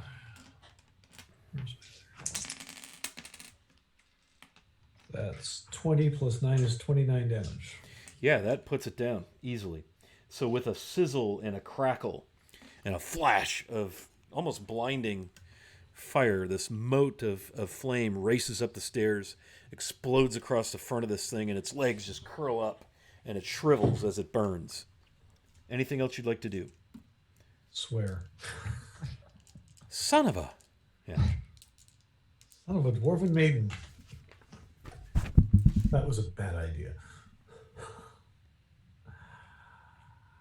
Well, there seems to be spiders up here. Are you all right? No, but I'll live. If we're out of initiative, I'm going to cast a Cure Wounds on myself. Ezra looks very unhappy that she hasn't gotten to hit anything yet. Okay, go ahead and cast your Cure Wounds. Is the firebolt... The firebolt's in action, though, right? It is. I was asking if we were still in initiative or not. Oh, yeah, we are. Okay. Oh. 100% I'll, we are. Then we'll just continue on with the rest of initiative. Okay. Noel will call up the stairway. Is everything all right? No, there's spiders up here. All right, then. I'll make my way. And Noel would have been probably, let's say, 15 feet away. So Noel could be into basically the same part of the stairwell, probably behind Jacob and Von Felt, just over the giant spider. And they will go ahead and take their full second move, so double move, head up the stairway into the space and exclaim back down the stairs, "Oh yes, lots of spiders." Okay. And with a bonus action, they will cast a spell. You don't really hear a lot. It's muffled because they went up into the room. Yeah. And you see this kind of a glow. And that's about all you can see is a glow and some shadows moving. It is Ethan's turn.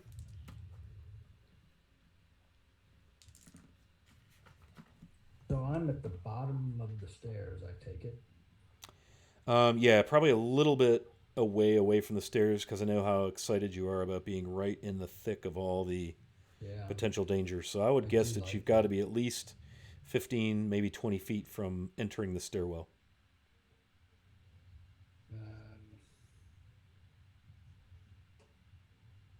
Ethan is going to cast.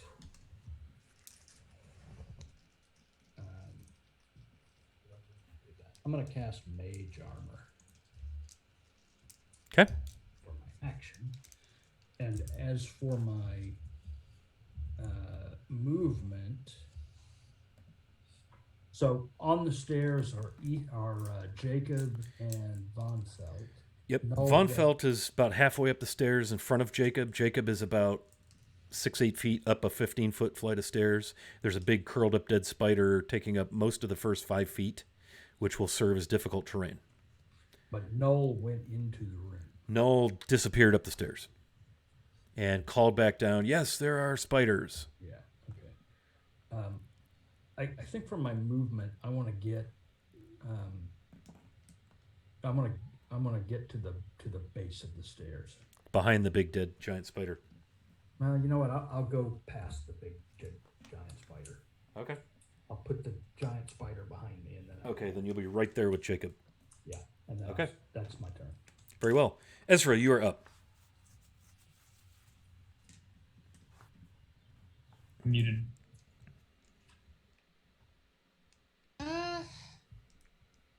I will get to the closest one if I can. Okay, you are, I'm not sure where you started. The room, Jacob, you just got an advantage from Mara from Vivacia. Good to see you, friend. Viv plays in our Monday night game. Woo! That area, kind of that rectangle area on the ground floor where the stairway empties into, where would you have been? Because that's where you'll start your turn. Well, she probably would have been in the back of the group, moving up because I mean her Okay, so Von Felt was right at the base of the stairs. We'll say you were right behind Von Felt. So 10 feet away from the stairs. So you could move 10 feet, and then it'll cost you 10 feet to get through the spider, and then you'll have 10 more feet. So you would be up with Von Felt about halfway up the stairwell if you double move. Fine. She'll just kick Or if the- you single move, excuse me. Yeah, that's fine. She'll kick the spider out of her way and double move to get up to the top of the stairs if possible. Yeah, so you can climb over the spider. Off you go. Double move will get you into the room, which again, this room is, Huge. golly, 55 feet from east to west and pretty square with some odd-shaped spaces in the very north end of the room. You come up the stairway and you see Null standing right in front of a charred black fireplace on the east wall. And you see a number of shadowy, large, spider-shaped creatures moving in Null's direction when you get up there. I would say you could be shoulder to shoulder with Null, facing down a pair of giant spiders with more behind them. Tough to say in the dim light how many there are, but there's definitely more than 2. You know when you're driving with your really maternal figure and they slam on the brakes and you get whacked in the chest with an arm? Yeah. Ezra kind of does that too. Null, just shoving them behind her. Yeah. And Null is at the top of the stairs, surrounded by these strange, ghostly spirit apparition spiders swirling around them. Dark and luminescent, very disturbing visage. You've seen this before. It's a necromantic bit of arcana that they've referred to as Spirit Shroud. And you know that it's sort of... it doesn't so much protect them as it does makes them a little more formidable when they deal damage.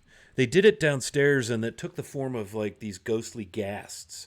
This time it's taking the form of very black, obsidian black, luminescent, sparkly spider. Ugh. Ezra knows. Ezra doesn't care. And they've got the moon touch longsword drawn, which is starting to illuminate in about a 15-foot radius, and it kind of catches you when you see the spiders kind of step into that light. It's just a horrifying, both Null and the spiders, just you kind of like, whoa. It's nasty. Mm-hmm. Startling. And that ends your turn, unless you have a bonus action. Well, my sword's already lit, so... Ooh, so let's add the ghostly flicker of flame to the lighting mix. Yeah, this just gets creepier and more horrifying as Null looks over at you and gets that kind of smirky, creepy smirk that they get when something cool's about to happen. Yeah, Ezra will sigh and just stand. Okay. Just ready to get hit. Coming very quickly out of the shadows. The spiders are harder to see now. Anything that's beyond 30 feet. You got about 15 feet of light. What does the sword give off? Null's gives off 15 feet of bright moonlight, 15 feet of dim moonlight, and then... So the far west wall is sort of shrouded in shadow as 4 of these spiders are illuminated coming at you and Null. It is 40 feet of bright light and dim light for additional 40. Sweet. So let me amend that description. Behind the 4 that are coming at you are 3 more. So there are a total of 7 giant spiders up here. You see, if you're looking at the map, there's 4 big stone columns. Straight in front of you, that weird-looking shaped thing with the 3 circles, that's a big, heavy wooden rack that hold 3 stone cauldrons that are stained with something that they used to hold some liquid. But then you realize, especially with your background, Ezra, as you look, there are 3 2-foot wide, 20-foot long slits cut from south to north, going to the north wall, cut right in the floor. You realize where these are. They're positioned over the gauntlet entryway. These are slots for boiling oil. Okay. So you're in the guard room, the defense room of this fortress. The fireplaces were probably used to heat large volumes of oil in those cauldrons. Cauldrons are soot-covered, stained on the inside, and spiders are just coming at you. 2 are going to attempt to bite you. I have a 7 and a 22. 22 hits. Okay, you're going to take 8 piercing, and please make a con save.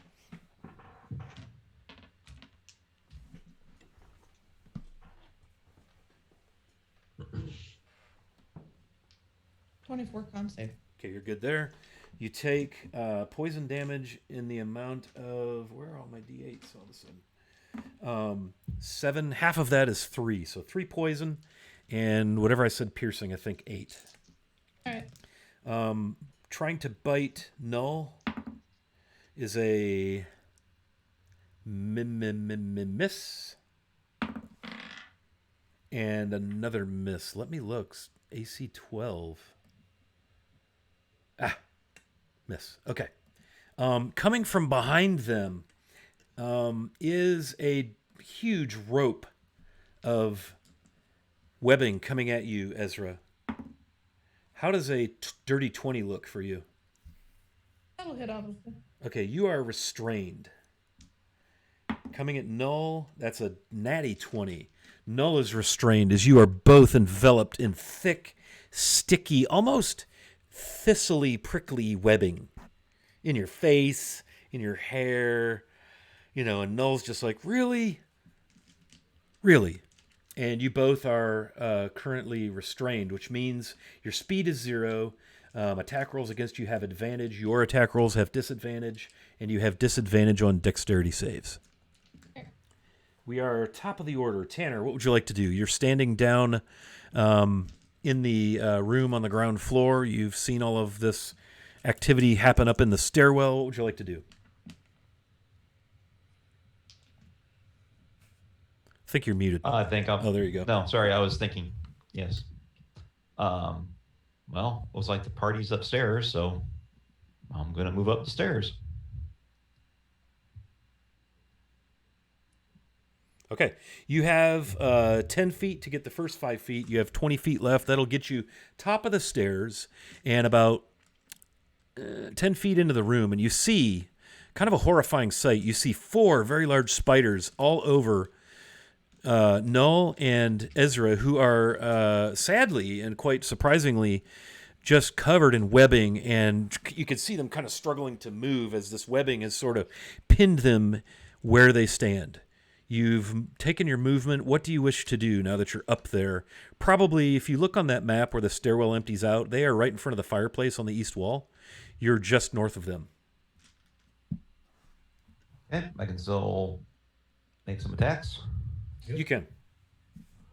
How far away is the nearest spider? You're about 10 feet from the closest spider. Okay, then. You're just inside the room, that first 5-foot square at the top of the stairs. All right, but I'm out of movement though, right?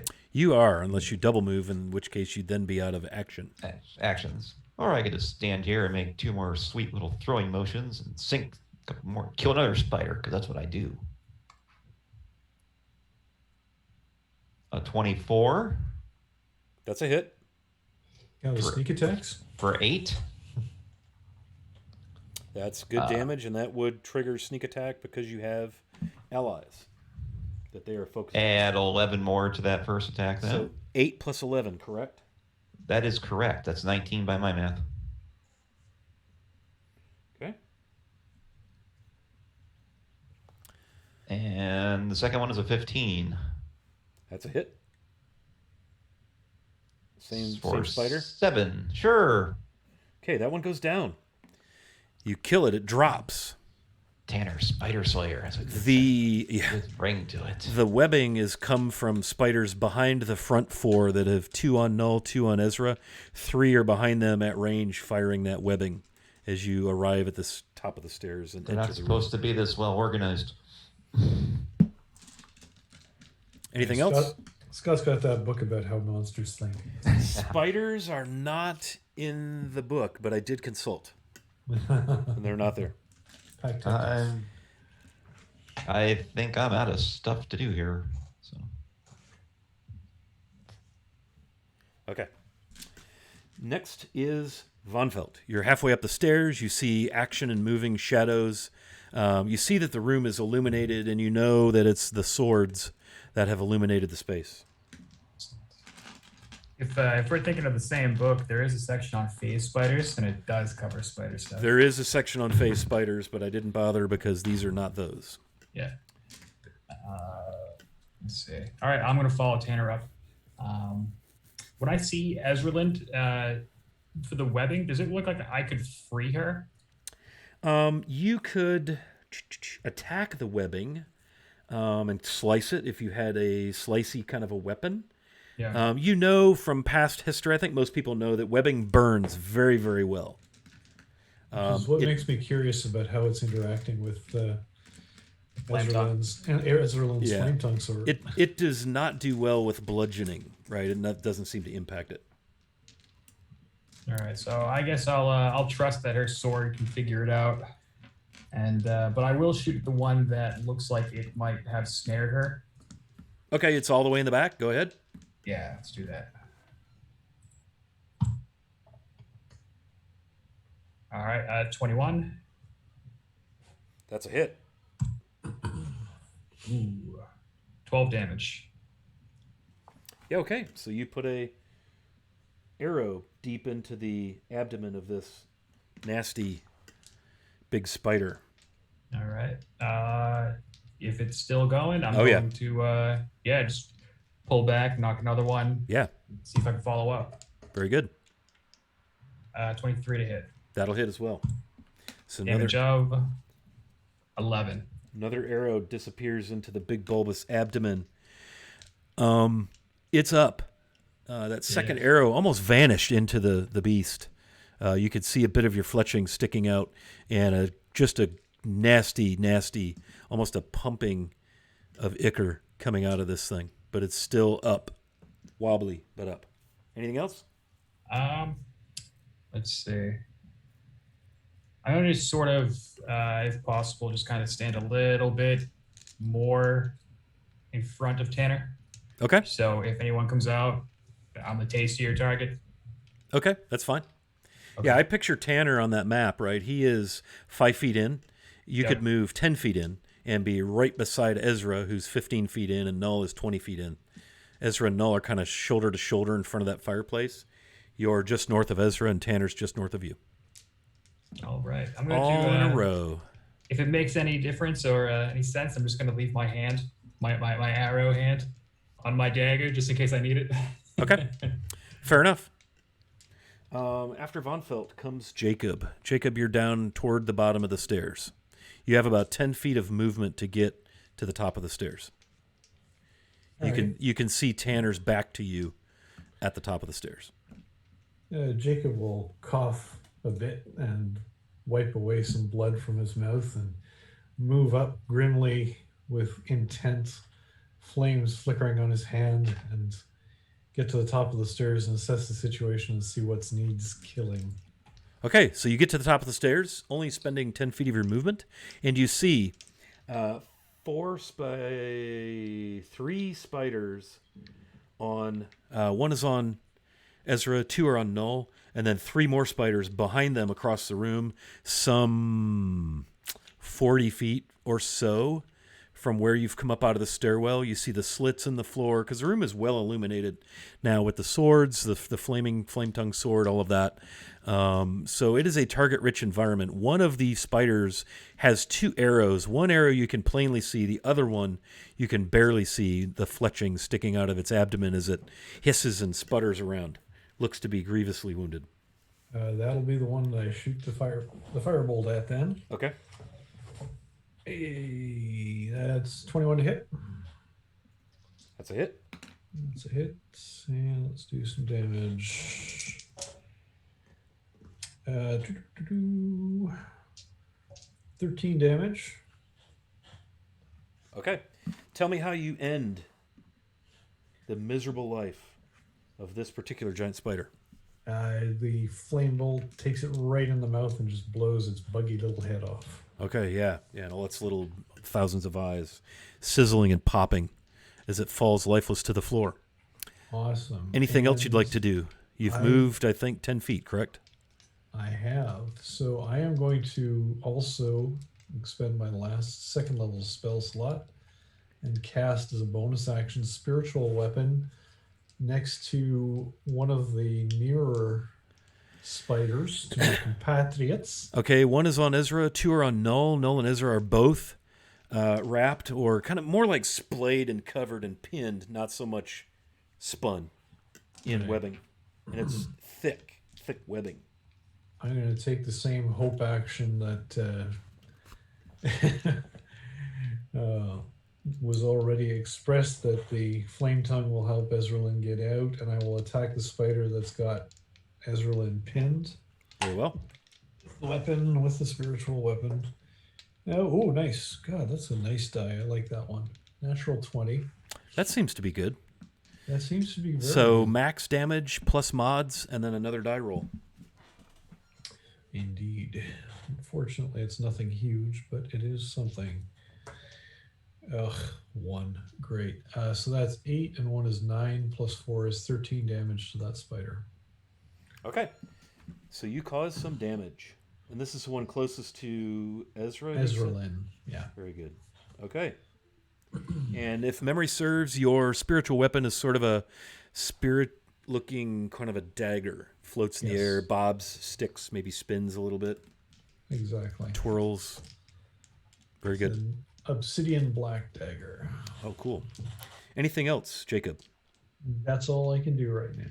Okay, following Jacob is Null. Null is restrained. Null is going to attempt to free themselves by trying to just kind of burst and tear the webbing because their arms they're kind of pinned, holding their sword, and they actually do burst and tear through the webbing as an action.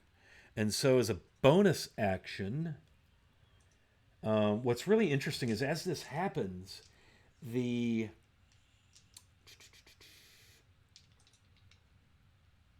spirit apparitions that are surrounding Null actually help them burst and peel away all of this webbing. It's a strange effect.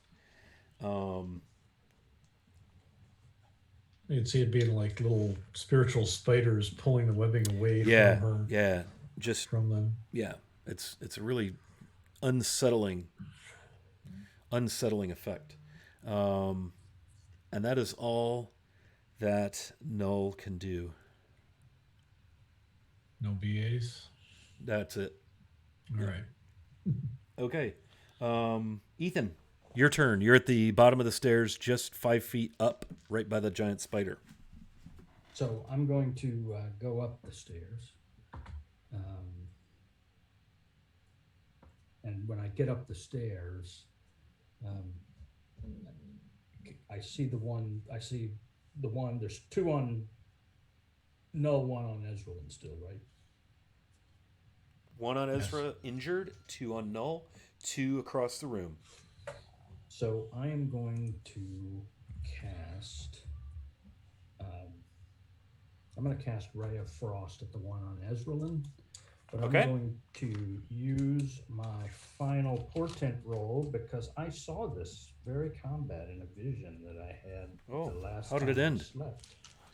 And it ended with this spider being hit with a frostbolt. So I got a 19 plus 7, 20, I don't know, 2,000. That's definitely whatever. a hit. So this takes 12 points of frost damage. 12 points of frost damage, and it starts to curl up, and frost splays across it, and its legs, the whole thing, you could just see it slowing down as it just kind of, its eyes, some of them flicker out, and it's just barely hanging on to life. Right. And it took me 10 to get up the stairs, is that right? 10, Yeah, so you have 20 more feet. You've basically got Jacob, Tanner, Von Felt, Ezra, Null, all in a straight line straight out of the stairwell, all the way across that fireplace. Ezra and Null are the ones in front of the fireplace. So Ezra and Null are in front of all the spiders, right? Yes. Okay. I think I'll stay where I am. And that's my turn. Okay. After Ethan is Ezrealin. Ezrealin, please roll for me your fire damage. What do you normally get for fire damage on a Flame Tongue longsword? 2d6. 2d6? Mm-hmm. Yeah, go ahead and roll that for me. Because I'm picturing this webbing, wrapping you up and restraining you and 3. sizzling as the flame tongue leaps across it and spreads across the flames. 3. Webbing is vulnerable to fire damage, which would double that, causing 6 damage, killing, in a sense, the webbing with 5 hit points of strength. The unfortunate part is the 1 point of fire damage you're going to take by being partially wrapped in flaming webbing, because that sucks. But you are free to move without having expended an action or bonus action by virtue of the fact that you had that flaming longsword in your hands as the webbing, kind of restrained you. So you are free to take all of your action, bonus action. You have a near dead spider right in front of you. 2 are on null. What would you like to do? I'm gonna take one hit at the one on me,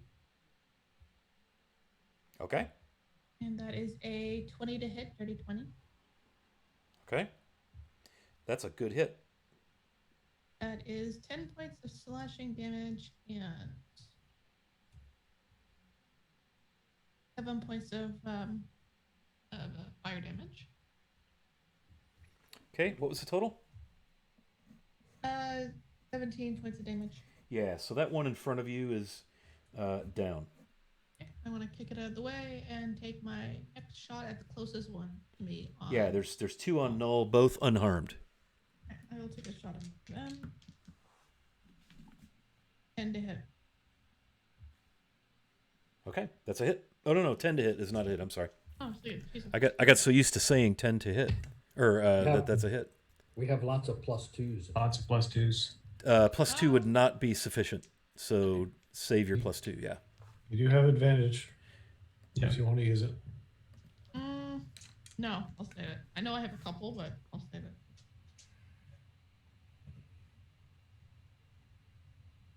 Okay. That's it for me.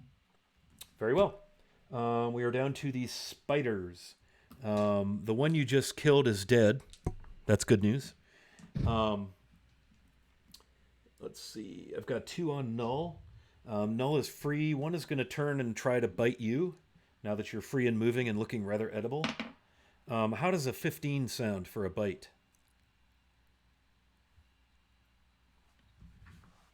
You may be muted. Okay, there you go. Yeah, no, not good. Doesn't hit. How about now? No. Still doesn't hit. Okay. Just wanted to verify. Okay, and then the one on null, that's an 8 plus 5 is 13. I think null has an AC of 12. 12. Celebrating stabbing a character with a spider bite. Null is going to take 5 damage. Let me subtract that from null. That is piercing as the fangs of this spider sink into their flesh. And then they're going to make a con save. That's a 13 on the die. That is a no problemo. So they're going to take some poison damage, 5 more damage from spider bites. As this thing just, crawls right on them and starts chewing away. Von Feld, you have webbing coming at you from one of the spiders across the room as it saw you fire arrows into its mate. Dang, mate. That is a 16. 16 will do it. Okay, so it hits you. You are restrained. Yep.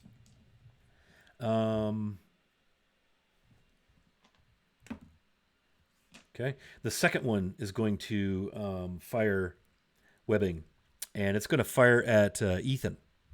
Tanner. Ethan. 13. 13 does not hit. 13. No, 13 doesn't hit. You sure? I'm going to check that character sheet one more time. I cast Mage Armor. Damn it. I mean, good for you. Well played. Okay, so yeah, webbing just splurps against the wall behind you. And let me roll its recharge. That's cocked. That's an outcome. Okay. It is now back to the top of the order. Tanner, what would you like to do? There are 4 remaining. Both unharmed on null. And 2 across the room that had just spit webbing at Von Felt, thusly restraining him and missing the Oracle of Armin. Thank you for the advantage, my friend. The Oracle of Salvation. Worthless spiders. I think so Ezra's right there, ready to wail on those ones on null. Null just broke free, right? I got that recap properly in my head. So I think I'm going to keep throwing some daggers because that seems to work pretty good against these things. Take out the ones that are trying to web us from across the room. Okay. Do your thing. I'm going to do my thing with a 14. That's a hit. For 6. Did it see me doing that because of all the people around? Well, you didn't use advantage, and you don't have an ally Oh, there, right. so you do not Okay. have sneak attack. Okay, that's worth a shot. I'll just take another attack then for 19 That to hit. hits. And, ooh, yeah, there's a great roll. 5 damage. 5 damage, 11. Yeah, so you open up a couple more ichor slathered little gashes in the thorax of this nasty beast Take that. as it scuttles around the room trying to evade your surefire, your keen eye. No one evades me. Any movement, Tanner? You're still basically 5 feet into the room right by the stairwell. These things are over, kind of behind, over on the end of the room where the southwesternmost pillar is, and kind of in front of the other fireplace by about 15 feet. I mean, are we so close together that there's a chance? I mean, they can't like hit 2 of us with webbing, or can No, they? it doesn't really work that way. Okay, then. I think I'll just stay right about here. It seems to be a pretty good spot. Hopefully they can't cast lightning bolt. So we'll be screwed then. Oh no, it's a mage spider. Can you imagine a spider that could electrify its webbing, though? Yeah, that'd be awesome. How awesome would that be? That'd be a great Monday night. A lightning spider. Spider shock and grasp. Something like that. Yeah, you do that. Maybe have it thunderstep once a day or something. Because that's just a devastating spell. Okay, so nothing else. Nope, I am okay. Excellent. Okay. Von Felt, you are restrained. You may spend an action to attempt to break restraint, which would require a strength check. Yeah, let's do it. Okay. Strength check. We got a 19. You have no problem rending, almost like the Incredible Hulk, just in anger as you cast off the restraining nature of these web, but they're stuck all over you. Ezra, you've got webbing stuck all over you. Null as well, but you're all free to move. That was your action. Do you have a bonus action you'd like to use? I do not. I'm just going to continue to. If there's another one shot, it might as well hit me. So if I got nothing. No bonus actions. Movement's fine. So I'm good.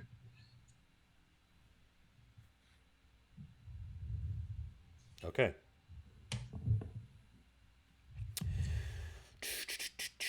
Let's go to Jacob. Hey.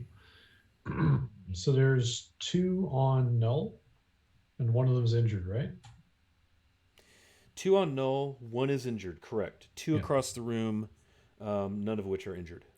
All right. No. I'm sorry. No, 1. No. Backwards. Hang on. 1 across the room is injured. 1 across the room is not. The 2 on null are untouched. Okay. I'll go after the injured one across the room then with, how far across the room is it?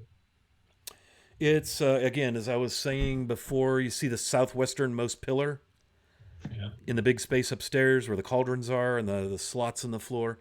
They're over by that pillar about 15 feet in front of the far fireplace. Okay. I just need to check something here. Sorry.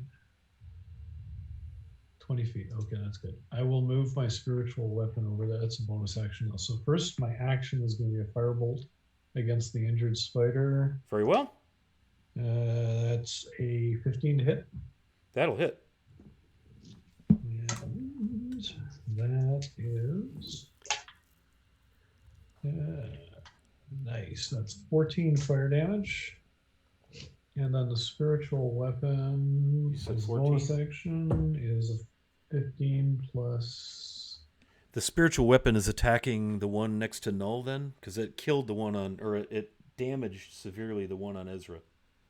Yeah, I was just moving it. I can move it 20 feet as a bonus action. And attack. Right. So I think the injured spider is within that range. No, not even close. No? Okay, well, then it'll go after. No, those things are 10, 20, 30, 40 plus, 45 feet straight Okay. away from Null and Ezra. All right, so we'll go after one in front of Null then. Okay, very good. And that is a D8 plus 4.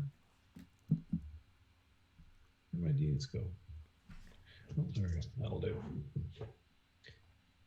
8 damage. Very nice. And this is daggering damage, right? This is, yes. So this stabby is stab pierce. force damage, I believe, is a spiritual weapon. Oh, actually, force is force. Yeah, you're right. I keep forgetting that. I always want to apply the actual damage of the form of the weapon, but you're right. It's force damage. Yeah. Anything else? No, that's all. I will stay out of the way. All right. After Jacob is Null.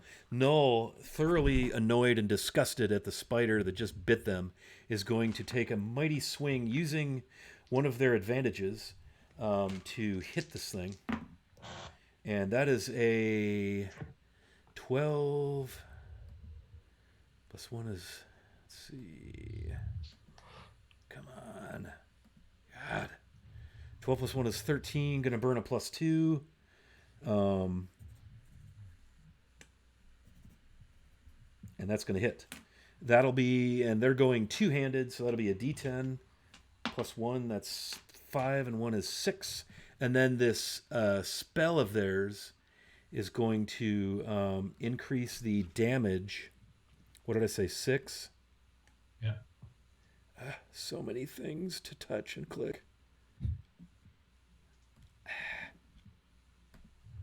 6 plus a D8 extra. That's a 4, so that's 10. And they're going to use just necrotic damage. So you see them draw a mighty blow with their moon-touched longsword. And then you see this dark rotting of the flesh of the spider as some of its kind of exo-blubbery, that gross spidery thickness starts to rot and sizzle and drip onto the floor from the necrotic damage. And it's coming from, it almost looks like the swirling spiders around Null have latched onto this spider and are like eating at it. And everywhere those little spiders eat just causes this sizzly, rotting, necrotic death. It's, the spider's like, flinching back from it. And that's going to be Null's action. Let me check one more thing. I don't actually think that is Null's action because they have 2-weapon fighting. Aha. So a dagger strike will come. And that will be an 8. That's a shame. That's going to be a miss. Okay, after Null is Ethan. You are up. So there are 2 in the back. 2 across the room by the far fireplace. They're about 15 feet in front of it, so near that southwest pillar, some 45-ish or so feet from where the party is. There's 2 on Null. One is severely wounded, the one that they just stabbed with their sword, and one is unharmed right by Null. All right, I'm going to, Ethan's going to take out of his spell component bag a twig, a small twig, and he's going to begin casting and chanting words of magic, and he is going to cast, using an advantage, he is going to cast, I've already forgotten what I'm going to cast, Witch Bolt, but I'm going to cast it as a 2nd level spell. And I'm going to use advantage because it's a to-hit spell. Okay. So it's 21. Nice. So I got a 24 to hit. That hits. This is the one on Null, you said, right? That was injured? The uninjured one. Okay. On Null. And man, my damage rolling sucks. He takes 10 points of electrical damage. Okay. And it's got a witch bolt. Yeah, what does that look like? So as he casts the spell, the twig starts to almost elongate magically as he's casting and moving his hands and saying the words of magic. It elongates, and then as it elongates, it shoots from his hand, and it's like his witch bolt is like a black witch bolt, and it shoots out and hits that spider right in the head. Nice. And its eyes all like light up in response as this witch bolt gets it, like if it had a forehead right above the eye cluster, and it just like almost barbs in like a barbed, jagged electrical bolt, and it just like does that twitchy thing as its eyes kind of lock in whatever direction they were all looking. It is not pleasant to witness. Very disturbing. It's very bad. And it's still hanging there. Got a little dingleberry, does it? An electrical dingleberry It does. coming out of its spidery forehead. Anything else, Ethan? No, I think that's it. Ezra Lynn, guess what? It is your turn. You have a severely wounded spider right beside you on null, and then the other one that's on null has also taken damage and currently has a sort of a taser-looking witch bolt stuck to its head. Stop resisting. Stop resisting. What's that, Ezra? Previously injured one. Yes. And hit that with a 15 to hit. That'll be a good hit with your flaming flame sword. And that's 15 points of slashing damage. So describe for me how you end the one of the two spiders that is currently beside you and Null. Honestly, I'll probably just impale it with my sword and fling it off to the side. Yeah, and it's impressive. I'm picturing you just flicking it, thrust, grunt, as it splats onto the floor with this just horrible sound of this big sort of wet rubber bag half full of water slapping onto the cold stone, the legs snapping. Oh. And Ezra will step up to the next one with the witch bolt on it and hit that one as well. A 22 to hit. That'll do it. That's a good hit, yeah. 15 points of slashing damage and 11 points of fire damage. Whew, tell me how this one goes as Null gives you a fist bump as you end this one. Same thing as before, just impale and toss, just to get it away. Just efficient, lethal, businesslike. No remorse from the half-orc.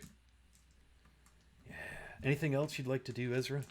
There's two across the room, one unharmed, one clinging to life. I'll walk towards it and I'll keep my sword out in front of me, kind of have a fire block between me and them. Okay. And I'll Do you want to go 30 feet? Yeah, I'll do the full 30 feet. Okay, so if you go straight across, I don't know if you're checking out the map or not. If you go straight across from your position in front of the eastern fireplace, just mark off 30 feet. I'm guessing you're going to be, 10 gets you to the pillar, 20, 30, you'll be right in front of the third cauldron, toward the closest one to the west. And the spiders will be about 10 feet from you. Cool, works for me. Excellent. Well done. Speaking of spiders right in front of you, they're going to, the one that looks bad is going to stay put. The other one is going to spring upon you and attempt to bite you. Okay. How does a 17 work against your armor class? Works for me. It's me. Okay, yeah, this thing just gets over, it kind of rears up, and you just see abdomen where all the little legs all hinge and connect, and the chest, the thorax, and they're all, and the two big fangs just sink into your shoulder. And you just feel the burn of poison enter your body. Make me a con save. You suffer 5 piercing damage from the bite. 11 for the... Okay, yeah, you feel this burn with your 11 con save. You feel this burn start to flow quickly down your arms from the across your chest where it bit you on the shoulder into your arms, and your arms kind of tense up and burn. And then you just kind of grit your teeth and will it, and you only take 5 instead of 10 damage as you just barely make your save. But you're stiff, and I mean, when I say burn, it's like you got fire in your lava tubes in your veins, man. It hurts. Can't be worse than what already happened. Like, it hurts so bad you just want to say a bad word like, doggone it, that hurts. This really hurts. Ow. Painful. If you ever had a poisonous spider bite, I understand that every muscle in your body. Yeah. Okay. Might have just over-described that a little bit. The other one is going to try to hit you with webbing as you approach. I have my swords out. Yep, it is. How does a 21 do? Yeah. Oh well. Yeah, that hits me. Okay, so this webbing hits you and immediately begins to burn and doesn't seem to do as well. It's wrapping around you, but you can tell that you're going to have to, take an action to shrug it off, but you're not going to have a problem unrestraining yourself. And you're going to get to do it as a bonus action, so you'll still have an action left. Okay. It is now Tanner's turn. We're back to the top of the order. There's one clinging to life spider. There's another one fresh on Ezra across the room. And it just bit her. That one clinging looks like, we'll just put that one down right now out of, mercifully with a natural 20. Okay. So that'll be 8 plus. Oops. No, that'll be 8 plus. That will be 12. No, wait. 8 plus 8. 16. Sorry. That'll do it. That one goes down. Just ends it. And the other one is on Ezralyn? It just bit her. I mean, it's right there, melee. You see in it. Oh. Its little legs big legs getting on her, and it just sunk its fangs into her. Do I have a good shot? Oh yeah, the thing is huge. Oh, it's a large. yeah. It's a large. It's creature. not like I'm gonna roll. I'm gonna roll a natural 1 or anything and hit her. That would never more happen. than once. You do have advantage in case you're nervous. No, I'm not. That would be a 13. That's a hit. And Oh wait, no, it's not. Sorry. With +2 would get you there. +2. Okay. Like I said, 15 Okay. for 7 points of damage. And you get sneak attack damage if you wish to have it because you have an ally. I wish to have that. Thank you so much. Let's add 8 more. Okay. It's still up, but you've definitely damaged it. Aha. You said 8 more, right? I did say 8 Okay, more. Very good. Von Felt, I believe, is after Tanner. Yes. All right. So There's one left all the way across the room. It's on Ezra, having just bitten her, having taken damage from Tanner's second dagger thing. Isn't that just perfect? All right. I am no longer restrained, but again, my clothing is sullied, so. All right. Fire off an arrow. Let's see if I can do this without. I'm not going to hit instrument. Okay. First shot. Nice. 26 total. That'll do it. Yeah, 5 damage. Okay. Yep, it's hurting, but it's still spidering. Second shot. I'm going to use my. Oh wait, I have the. I forgot. I got the Piercer reroll ability for my. I'm going to reroll that damage. Okay. That was a 1, so I'm just going to do another. Sorry, I don't do this that often. It's a D8. 2. Okay, a little more damage. Yeah, right. So you said 5. What did you end up with instead of that? 6 total. Sorry. Okay, cool. And all right, so now I'm going to use the -5 plus 10 damage Oh yeah, okay. on this shot here. Gonna go for the kill shot. Yeah, let's do it. You're confident that with a hit, it's kind of like that. Okay, Black Arrow, I've saved you till last. You've never failed me. It's kind of one of those moments. Yeah, I have 14 to hit. Yeah. So the arrow fires into the thorax of this. This thing's kind of reared up as it bit Ezra. And you can see where all those little plates in its like mid-section thorax come together. And the arrow just buries into it. And it's crazy because everything like slows down.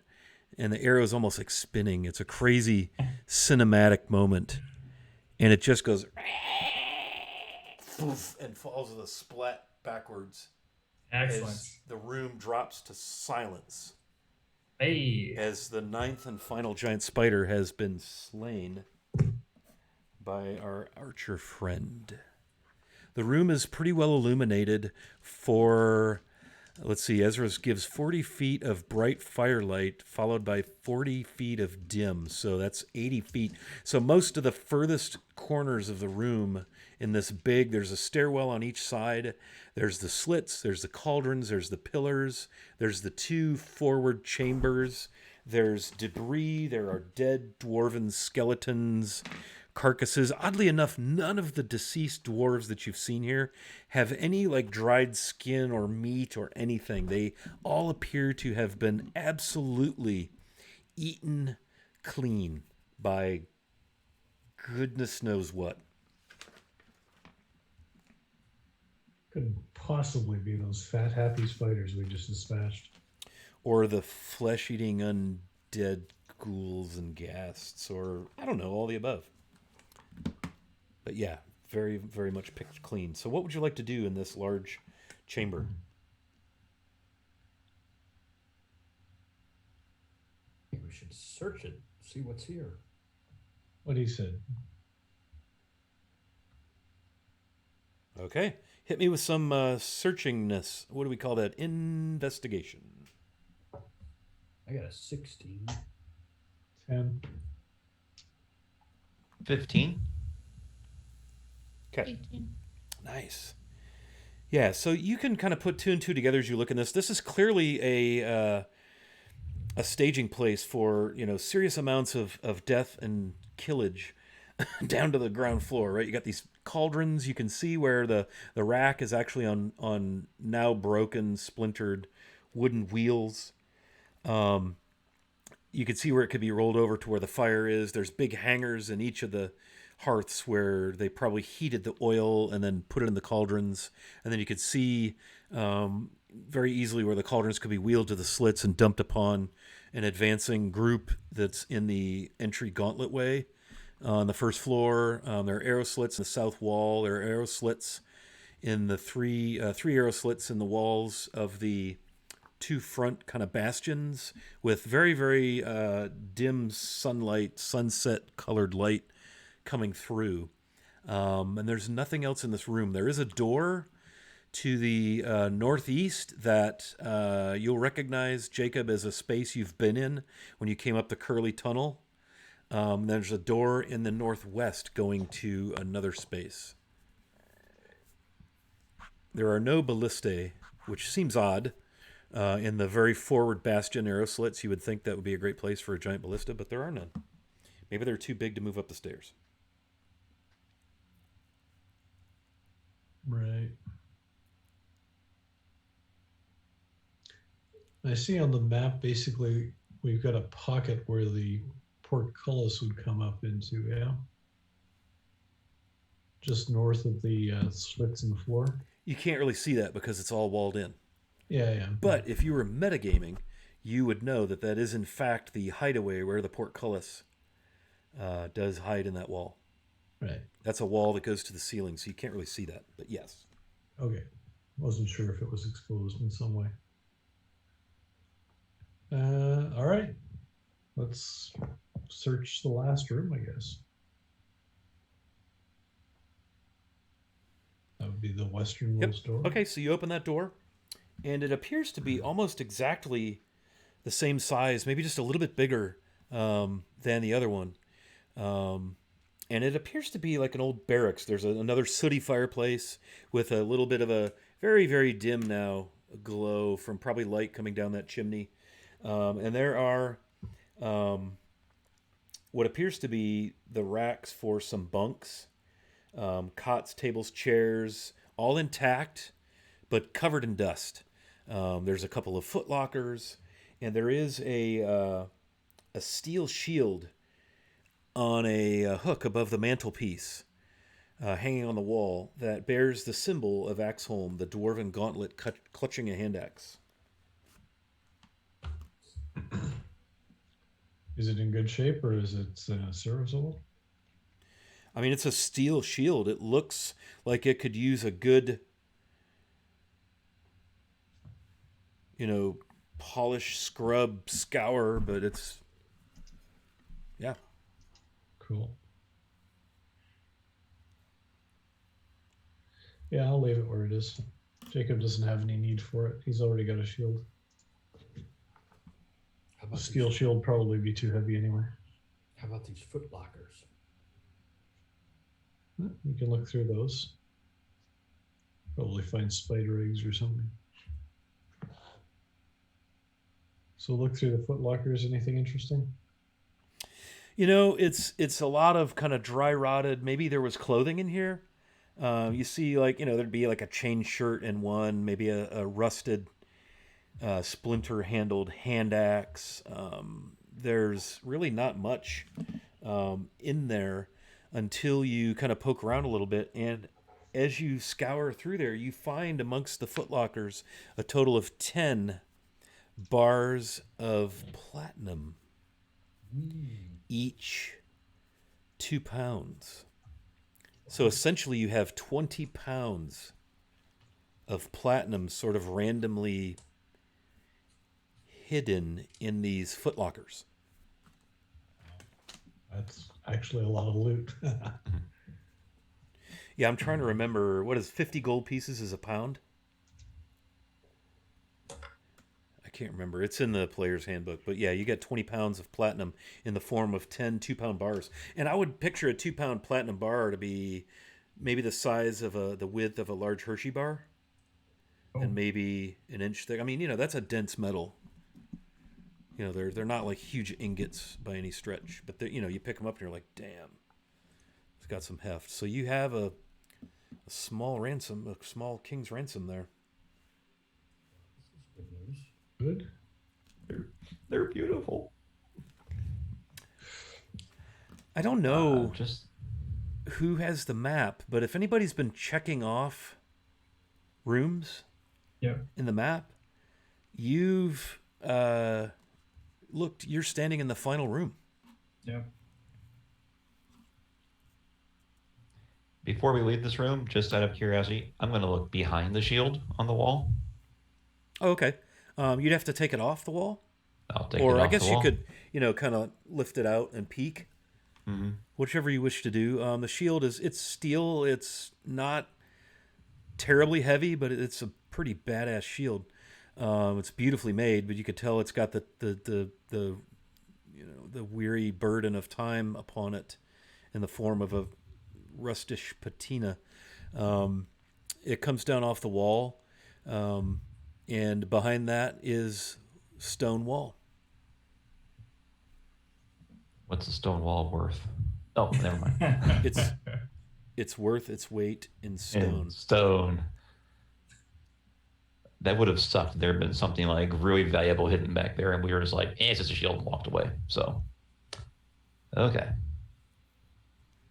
Schmuck from So we- Vandalin would have found it.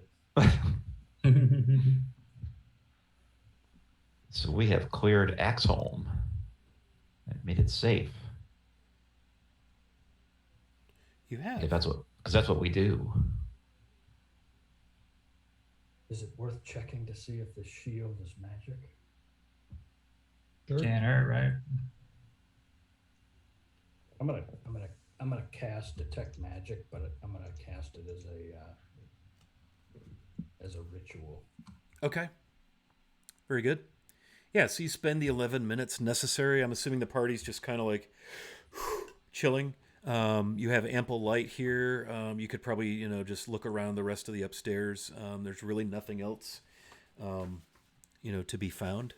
It does maybe seem odd that these platinum bars were, laying in the footlockers. The footlockers, some of which were smashed, some of which were lifted, like maybe locked and broken, and they're just. Those platinum bars are there. The undead have no use for treasure. But You we do. cast detect magic upon this shield, and it does not give you any dwemer whatsoever. It remains heavily patinaed, albeit, aside from the patina and the dust and the cobwebs, in mint condition. And nothing else magical in the room that I can detect. No, sir. Other than the items Yeah. that are on your person and the persons around you. Okay. Should we leave the shield or take it back and try to sell it? We can take it back and try to sell it. Maybe there's a dwarf who's interested. Certainly could use some help getting some of the area around here shored up again. Those ghasts and ghouls did a lot of damage digging around. Yeah, you can see where a lot of where the stuff is caved in. I mean, you're in the inside of a mountain, hollowed out and dug out, and the masonry work all done by dwarves. So any one of you have been around long enough to know that these didn't collapse, right? Anywhere where you see where it looks like it's collapsed, it's probably been scratched and gouged by ghouls and ghasts, burrowing and scratching over decades and decades of, Digging. peaceless wandering and undeath. Right. I wonder if that means that that tunnel that connects the second floor probably came from the top down.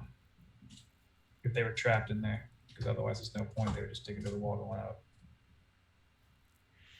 Could be. I mean, it's yeah. Not that that means anything at all. Just You've found a number of dwarven skeletons, some intact, some in pieces, bones scattered about. It's hard to say how many dwarves may have been here, but it was a lot of dwarves were killed here. Yeah. Yeah.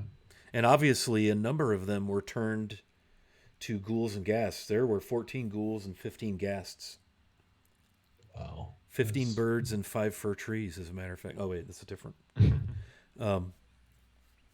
Yeah, so those undead, plus the 2 dwarven ghosts. And then, of course, the banshee, the elven. So we're looking probably close to 50. Probably. so, just random. Is given my history, like growing up with dwarves, living in dwarven cities and stuff, can I get any sense of what it might have been like here before everything went south? I could do like a history check or anything like that. Yeah, let's do that. Go ahead and roll history. Ah, really? I rolled a 2. 7 total. Yeah, I mean, looking around, this was obviously once an immaculate, well-maintained fortress. The throne room down there where the larger ghoul was, that Null had animated the skeleton, it had the 2 dwarven statues, some what looked to be maybe some kind of tapestry behind it. That's about the only finery aside from those 2 bedrooms upstairs that you see in the whole place. Very Spartan. The barracks on the ground floor and on the upper floor here that you've ended your exploration in, very Spartan. The furniture, very, very just utilitarian. By your guess, even with that low history roll, this was most definitely here for the purposes of probably protecting a group of miners, military protection in that sense. It doesn't look to be anywhere near large enough for a dwarven large population, right? Like this was manned for the purpose of probably being a safe place from which to launch mining expeditions and work, and that sort of thing. Oh, all right. Yep. But certainly by no stretch a dwarven city. And you've done a good job of nooks and crannies and searching. All the ballistae look like they could be repaired to be functional. Some of the wood is dry rotted. Obviously, some of the string that holds the bolt and releases it, some of those look pretty sketchy. But the ballistae, the bones of all that could be cleaned up and maybe used. The place is definitely, it's made of stone, so it's definitely could be turned into something by a large crew of laborers. But it's just in foul condition. It needs to be cleaned. Yeah. We're gonna have to figure out those doors too. Just locked doors with the The hole you put under one?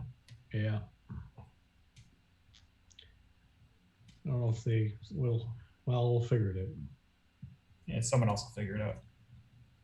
Worst case, they bring materials to make a new door. Just take this one down and fill the pit. Sure, the good people of Fandolin will figure that out. Yeah, well, we'll give them an advantage and let them know ahead of time what's happening. Yeah, we can update the map we have. I'm just gonna hand it back to him. Yeah. That would work. All right, so what time of day is it as we close off this chapter of the... Yeah, it's twilight. It's gotten dark into the twilight, sparkly time of evening. You've basically spent a whole day. So you came up in the morning. It took, let me see, 15 miles. That was a good about 5 hours-ish getting up here. So you could long rest and then go back, or you can just head out. It's probably, you've passed midsummer by a few days, so it's still probably 10:30 at night, having just gotten dark maybe a half hour, 45 minutes ago. Yeah, I would be game for a long rest here. Sure. A lovely spot to take a rest. Someplace away from all the corpses. Pick the less dustiest room. There's the I'm trying to think. So downstairs, that westernmost northwestern room with the 2 fireplaces in it. Yep. That was sort of a barracks space. I wouldn't get caught dead sleeping on any of the cots and things, but it would be a big, nice space that's easily defensible because there's only one door. You could put fires in the hearth. It's not incredibly warm in here, even though it's midsummer. You're in a stone tomb. Yeah. But you're now in an empty stone tomb. Mission accomplished. As far as any creatures undead, you have emptied the place of all threats. Excellent. That was a lot of threats. Yeah. Well, we did okay. Only one person went down. Well, But got back up again. I think we should take that rest and go back in the morning. Agreed. Great. Ezra? Works for me. All right, so I guess we long rest here. Okay, you may do that. So you can go down into area A7 as described by the Dungeon Master with the 2 fireplaces. Again, everything here looks like it's been well used. A lot of the stairs have that little kind of depression in the stone where you can see booted feet have been up and down over the years. This place is, over its time has been well used. All the fireplaces are sooty. All the privies stank. But yeah, you could go in there, build fire, rest. Each of you would have ample space to be in your own, quiet, reflective space and rest. And I think right there is a good spot to hit pause on our game tonight. Axeholm is cleared. Yay! Next step is to go back to Fandolin and report and help them make preparations to move their people who wish to up here and get it set up for them. And then, of course, we know what comes after that. The sea bass amulet. No. Not yet? Another week? Okay. Small matter of a little bit of a white dragon named Cryovane you have to contend with. Oh, that one. It's a side quest. Yeah. Yeah. We gotta get that sea bass. Yes. So we can mash the long rest. Mash the long rest button. I'm going to do the same for Null. While we're long resting, I'm gonna pull those gauntlets out and attune them. Nice. You do the Captain Marvel thing now. Yeah. Nice. Okay.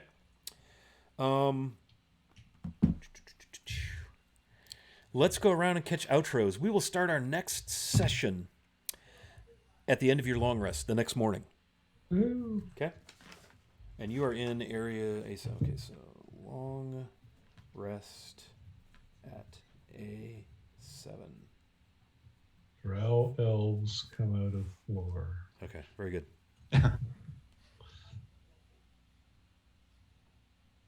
Whoa. He's making notes. Yes, he is. Okay, let's do some outros.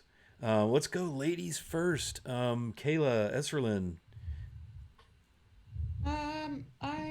You can find me on Twitter at Ms_Misery_, and in Wiley's Discord. I'm not really active anywhere else, and I don't play any other streamed games. I hope you all have a great week.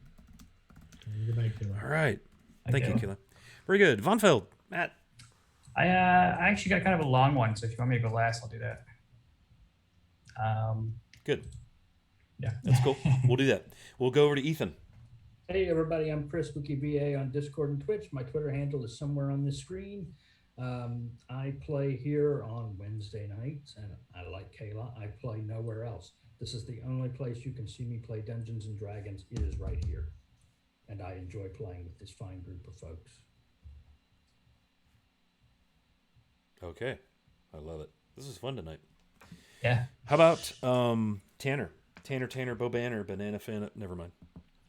Well, everyone, I am Carl. On the Discord, I am Carnage. I play Tanner Spider Slayer, as we saw tonight. Tanner Spider Slayer, Ghoul Slayer, soon to be Dragon Slayer. Ooh, a long title. I like it. It's like Chris and Kayla, I am only here on Wednesday nights. Elsewhere, I'm in the real world. And yeah, it's more fun here on Wednesday nights. So this was fun. Good group. Perfect. Well done. Dave. Hey folks, I'm Dave, Hey Wilson on the internets, and I am found here Wednesday nights like most everyone else here. And I'm also found on this same delightful channel on Monday nights playing Mysteries of the Dale Lands, where I play Gears, the Warforged fighter. And that's all I've got tonight. Happy birthday, Dave. Happy birthday, bud. Happy birthday, Yeah. Dave. Happy birthday, my friend. That was days ago. Yeah.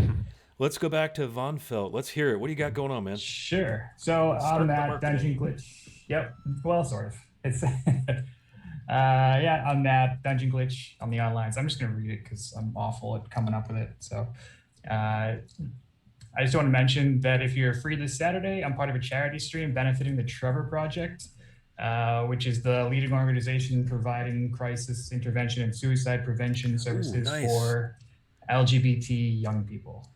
Dude, awesome, man. Do you have any linkage or anything you can throw at us for that? Actually, yeah, if you just plug it in dungeonglitch.com, it is one of the top items. All right, I'm going to post that in chat. Keep talking about all the cool stuff, or is that it? No, if you... So we're going to be playing a D&D one-shot murder mystery with some popular community personalities. We have a ton of wonderful sponsors, and there's prizes for just hanging out, prizes for donations, and all donations over $50 will automatically receive a 6-month subscription to Shard Virtual Tabletop, which is amazing. Cool.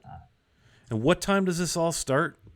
This is 3 p.m. this Saturday. And that's Eastern? Eastern, yes. And so, yeah, it's a great game, great people, greater cause. I'm still updating that site, so we should have all the prize information up tomorrow afternoon. But everything needed to find the stream is up. And you can just find it on my Twitter, too. It's my pinned thing, and I'm talking about it all week. Yeah, so. Awesome, man. Make sure you drop some nuggets in the promotion channel in our Discord, please. Yes, okay. Yeah, man. That's awesome. Thank dude. you. I'm so stoked for that. That is so cool, man. Great. All right, so I'm Scott Wiley Hobbit. Super stoked to have had such a fun. We had some chatting actually happening in chat, which is weird because normally it's pretty quiet in here. So we're thrilled to have you chatting in our room. So thank you all for hanging out. Thank you for the advantages. The sub from Cranio Dad, that was really cool. Bits from Sorrow's Tale. Thanks for participating in our game, man. We really enjoy playing D&D. We've got a great group. It was a bummer we couldn't have Gideon tonight, but hopefully next week as the party goes back to Phandalin. Did I say Phandelver earlier? God, I keep doing it. Phandalin. No, wait. That's Phandalin. Phandalin's the town. Is Phandelver the area? Phandelver are the mines. Golly, Ned. Gotcha. I got those two all intertwined. At any rate, as the party goes back to Phandalin and starts to make preparations for their assault on the Icespire hold, where Cryovane is comfortably sunning himself in the icy winds of the Sword Mountains. So with that, I would like to have us stop in and tell my friend Jay over at Lord Gazumba a very nice hello. Super cool, classic Greyhawk stuff. They're doing Legends and Lore tonight, talking about named magical weapons and items in the world of Greyhawk. So kind of artifact, cool, classic D&D stuff. We're going to hit the raid button, get in there and yell at them when we arrive, and we'll see you next Wednesday. The game schedule is in chat. And so here we go. Thanks for hanging out. We'll see you Sunday at 1 for Greyhawk, Monday for more Forgotten Realms. Yeah. Birthday, Dave. Hey, thank you.